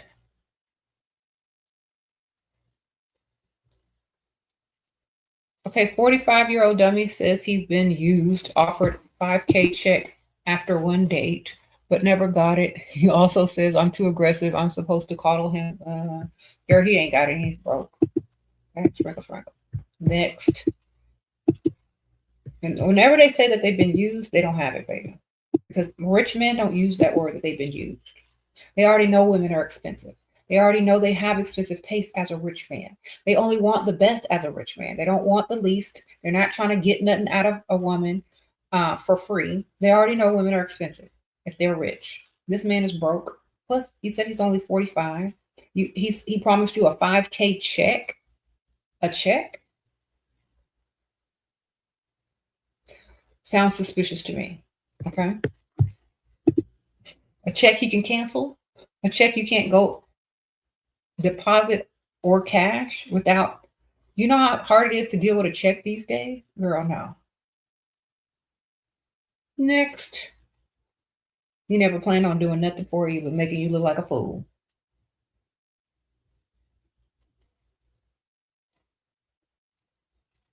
Mm-hmm.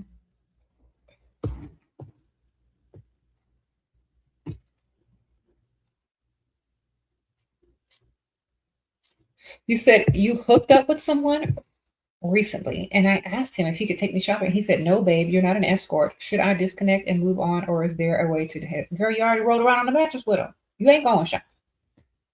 Next, you were mattress material. You're not an escort. You were mattress material. Escorts get paid. You didn't. Remember that. He just called you a free mattress roll. This is just a token of appreciation for giving us your divine wisdom. Thank you, Shera. Thank you, humble chick. Sprinkle, sprinkle. Appreciate you, girl. He told you don't get paid. You free. Okay? You already rolled around with him for free. He's not gonna pay. He's not gonna take you shopping. You didn't hold out long enough. You didn't make him invest. You see? So now you come asking for some money. He's gonna look at you crazy because you're free. You didn't make him invest. You rolled around with him too quick. You didn't make him do nothing. So now he thinks he's the prize. He thinks you actually want to roll around with him. And he thinks that you don't deserve to be spent on. You're there because you want to be there. You're there because you like him more. You see how that works out? Next, you don't have the leverage there. Met a man promising a relationship and travel, spent money, then ghosted, tried at an Airbnb. I refused, blamed a business trip, shamed me, vanished. Good for you. Don't ever believe a man when he's promising stuff. Only believe him when he's delivering the stuff, okay? Sprinkle, sprinkle. So he just wanted to roll around on you. He just wanted to roll around in the Airbnb with you and got mad when you didn't. Okay, well, at least you learned. Never listen to promises, only listen to actions or the money, You want a relationship, you want to travel, okay. Book the tickets, okay. If you want a relationship, that means direct deposits, pay all these bills, da, da, da. If they knew what a relationship with you meant, they may not want a relationship if they can't afford it.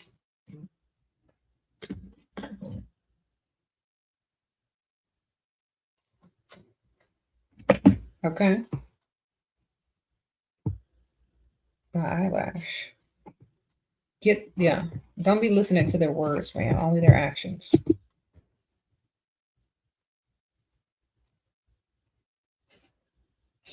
Remember, when they rush you to the mattress, they're going to rush you right out.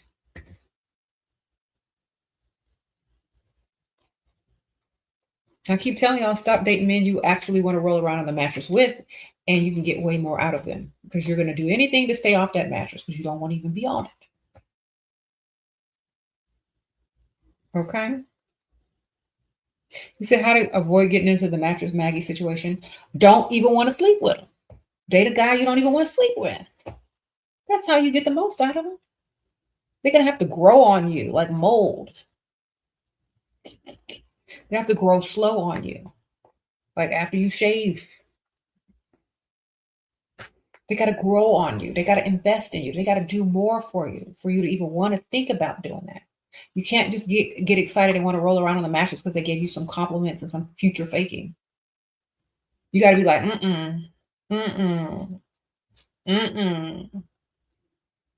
If you're dating guys you actually want to sleep with, they're going to tell you everything you need to hear, buy you a few drinks, and get you to the mattress, and then ghost you, dump you, whatever.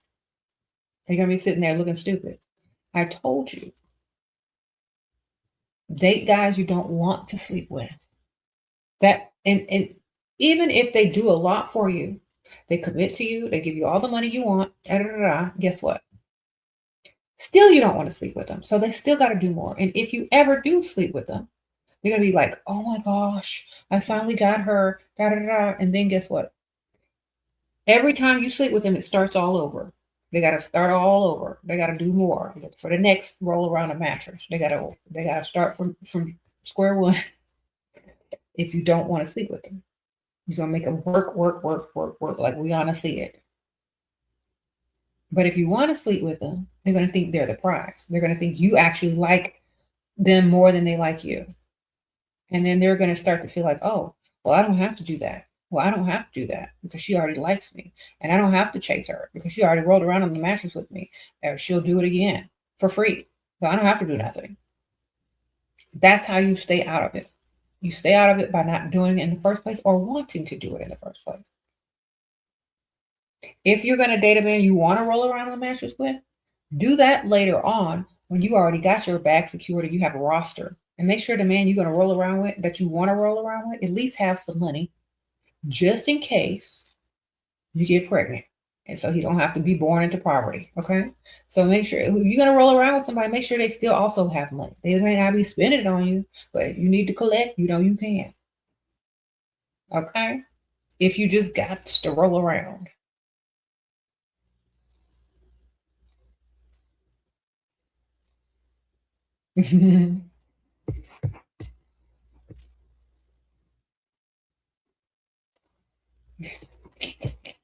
He said, if you feel like you got to puke when you see him, that's the right one to date. Yep. Because nobody else going to sit there and deal with that for too long without getting some type of money. You already know he used to come off money. There's less talk and there's more understanding about this money when you know that man has never been in any type of relationship with a woman like you. Mm-hmm.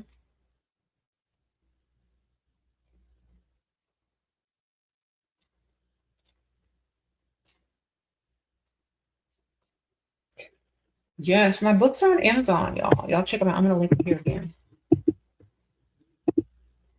There you go. It's there. Check it out.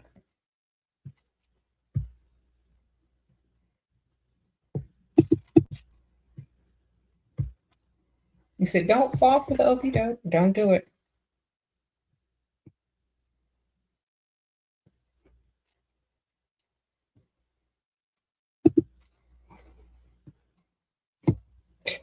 Do I have any books on how to say things more femininely? Of course. Oh, but let's read this chapter. Women turn evil. It's not a chapter. That's just one of the pages. So women turn evil when they're invested, women turn evil when they're invested heavily financially and emotionally into a man that has left her. I'm sorry. It's written in text, not text, but script. No. Women turn evil when they're invested heavily financially and emotionally into a man that's left her. Okay. Yeah, no, we're talking about I want revenge because you did too much.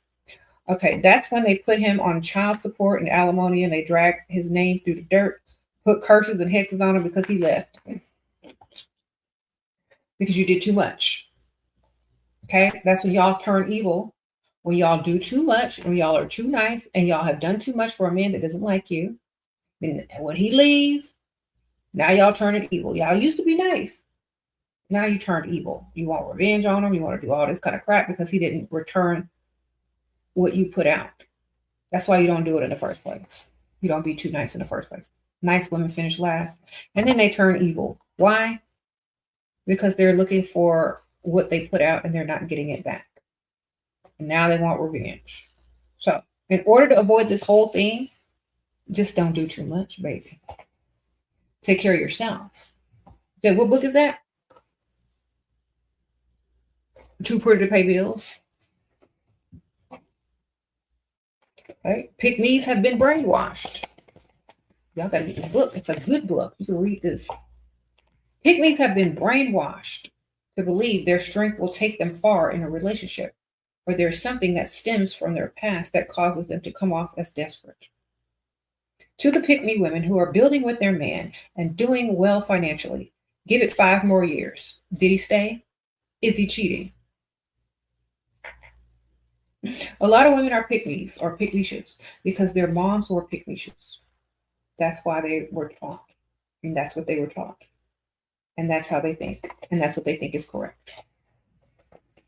So it kind of goes into Pikmisha, what's a Pikmisha, and the chapters, playing the game, the art of seduction, pick me, chick prevention, unfair advantage, the upgrade philosophy, financial strategies, the masculine wealthy man, does free dating, spend his, save yours, women are the prize, the 50-50 fallacy, and dust detector. Ready for this book? Okay, and there's a picture of me on the back. Ooh. Y'all pick it up, girls. Okay, and then we also have Sprinkle Sprinkle, How to Date a Provider and Avoid a Dusty. Sorry, my contacts are kind of like dry. I need some eye drops. But here's the contents on this one. Money matters, self-value and empowerment, relationship dynamics and properties, dating and marriage advice, empowerment through finance, situationships and cheating, personal development, attitude and perception, age and relationship dynamics, gender roles and expectations, practical tips, strategy, and then humor. You gotta have a laugh. So, this one is called Sprinkle Sprinkle. Okay. Here are the links to all the books I'm mentioning. They're on Amazon.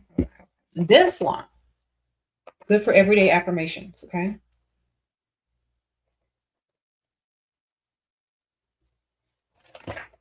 All right. Sprinkle, sprinkle.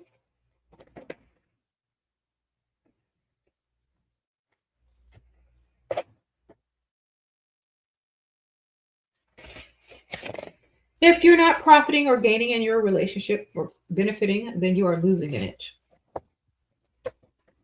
You got me looking at you crazy in here.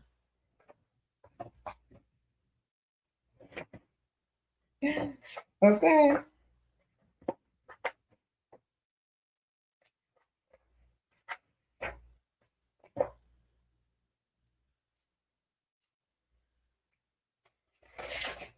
Mm-hmm. So yeah, y'all need this as well. He said, what about dating a news reporter? Girl, who's this? What news reporter? Like on the news that be like sitting out there in a suit talking about what happened? I looked up their salary and it's not enough. It's not enough for me.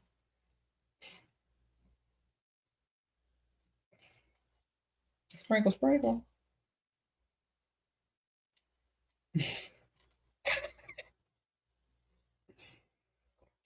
They don't make enough, babe. Not for me. Maybe for you. They may have a little fame, you know, the local news fame, but they don't make enough money.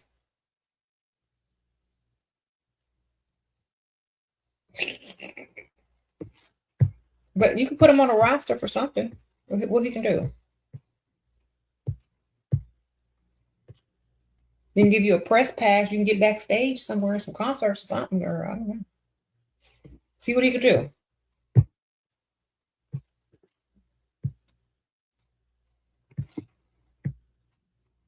You got all my books last year. It's the best investment. Thank you. Nature Pen, sprinkle, sprinkle. Thank you so much. Do I feel bar hopping and dinner is an appropriate date? Only if the dinner is first.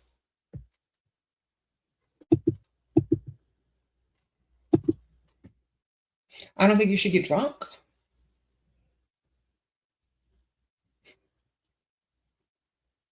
Mm-hmm.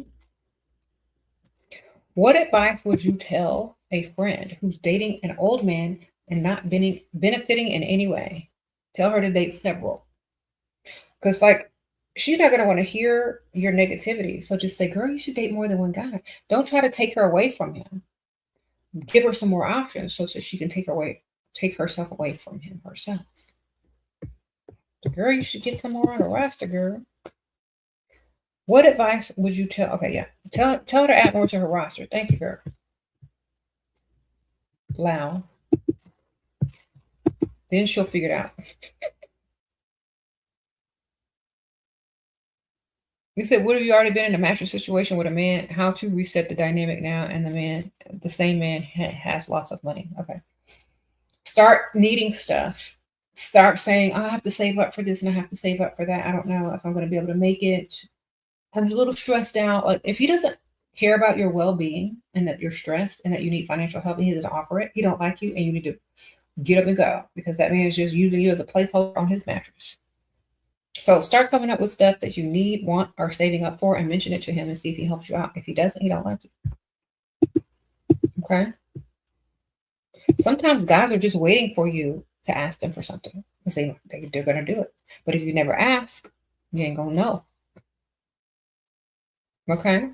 If you never ask, you're not going to know. So you might as well start.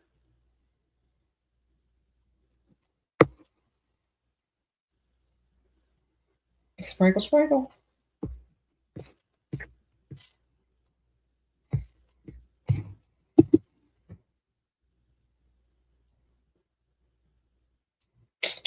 Yeah. Stay off the mattresses, ladies. Stop dating guys you even want to sleep with. That'll help you stay off the mattress even better. You said maybe you should pursue Beyonce. You like pursuing married women? Wonderful. Good luck with that.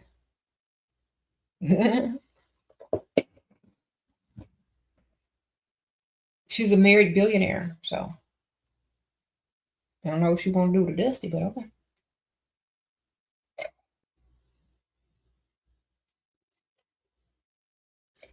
Sprinkle, sprinkle.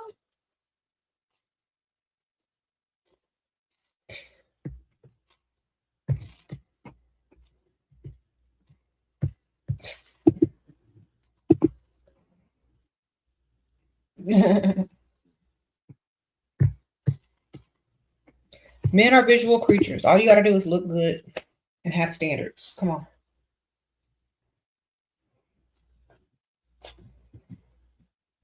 And be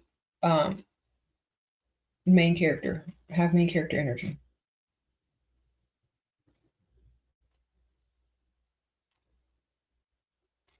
Sprinkle, sprinkle.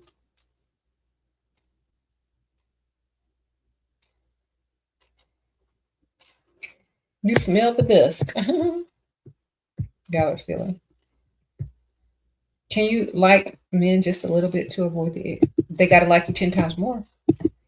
So some women have a problem being love bombed. They're going to roll around on the mattress if they get a compliment and 3 free meals. Some women have high standards, and you got to invest heavily into them before they even think about rolling around on the mattress. You know what I mean? Some women want to be in love and they want to like the guy that they're with. And then when things don't turn out the way that they want them to turn out, then they're upset that they didn't do right in the beginning. So if that man doesn't like you 10 times more, you don't need to like him at all. You need to just deal with him for what he's able to do for you until he is heavily invested in you and he actually likes you. You know what I mean? Because sometimes y'all get lust and infatuation confused with a man actually liking you as a person and as a human being. Okay, there's a difference. A man might want to roll around on the mattress with you. A man might want to take you out to eat so he doesn't have to eat alone. But when it comes down to it, does he care about your well-being enough to invest in you, make you feel safe and comfortable financially, and all those types of things? Does he like you enough for that? Or does he only like you enough to roll around on the mattress? So the man has to like you way more in order for you to benefit from it, even just if you like him a little bit, okay? So when I tell y'all this, that's the truth. He got to like you way more, even if you only like him a little bit. So you like him this much, he needs to like you this much. Do you understand?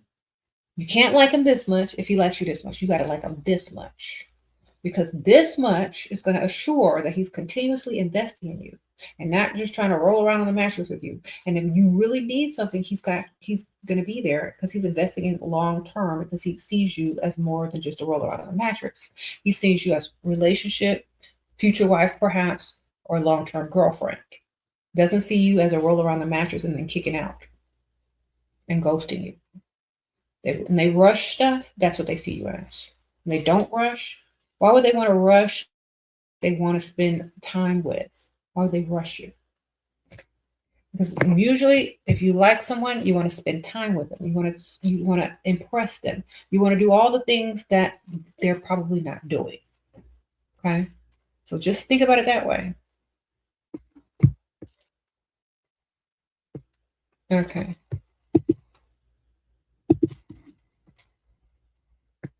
Anyway.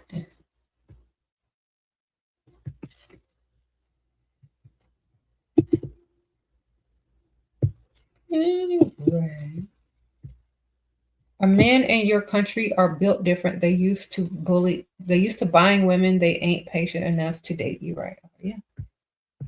Well, next.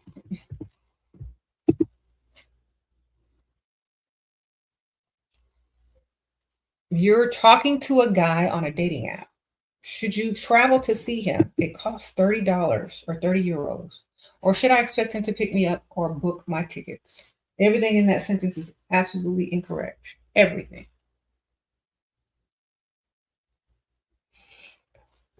I don't believe in online dating, but since you already are, I definitely don't believe in paying to go see some grown, able-bodied man. They got to come to see you. They got to come to see you. They got to come to see you. Don't be traveling to those men like you're Uber Eats. You are not the prize if you're going to see some man. They need to be coming to see you, taking you out, doing what you want them to do. Stop that. Thank you, Jessica Nicole Sprinkle. I appreciate you. Yeah, you have to get him to come to you. Okay? Stop going to them, baby. You're too good for that. Remember, if they don't like you 10 times more, it's not even worth it. If they like you 10 times more, they're gonna come to you and bring you whatever you ask them for.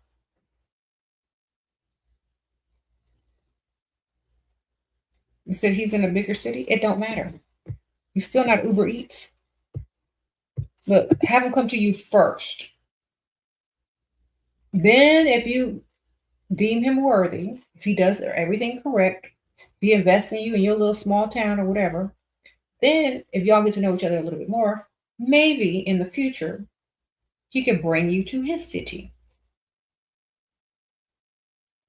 But make him come to you first. Don't be hopping on no train or bus or whatever, Uber, and going to see some grown able-bodied man that they don't like you enough. Make him come to you.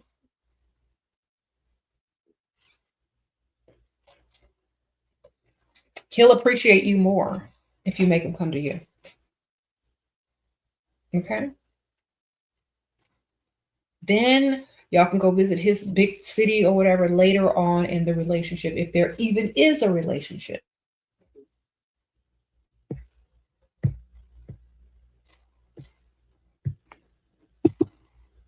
Okay? You said you look desperate if you go to him. Exactly, girl. Let him come to you.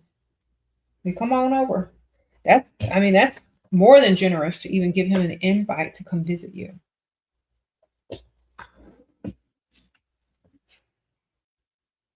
And don't let him stay in your house, girl. Tell him to get a hotel room.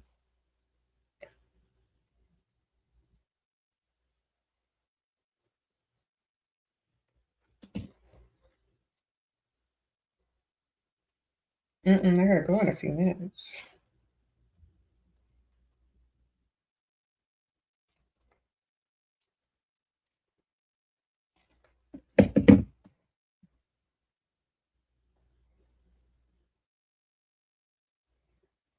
Looks like it's gonna rain more.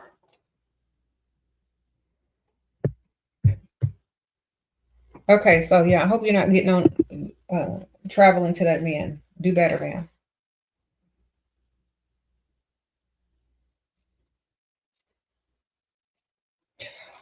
I know a lot of y'all are dating online. This is why I don't recommend it. Because they just turn y'all into Pikmishas. Okay? And if you're not running that man and running his pockets, if you're dating online, you're doing everything wrong. Okay? Oh, I gotta go. If you're dating a man online and you ain't running his pockets or making him do what you need him to do, you're doing everything wrong. Okay? That's all I'm gonna tell y'all. Y'all gotta do better out there if y'all gonna be dating online. I don't even recommend it because look what happens. Anyway, I have to go. Appreciate y'all. Sprinkle, sprinkle. Make sure y'all stay dust free, like it says on the bottom of the screen. Make sure y'all get my books on Amazon. Make sure y'all get Love Potion number 7, Perfume. Put that on your wish list for Valentine's Day. All the links are going to be in the description bar. I appreciate you guys. The perfume is also linked at the top of the live comments for Love Potion number 7.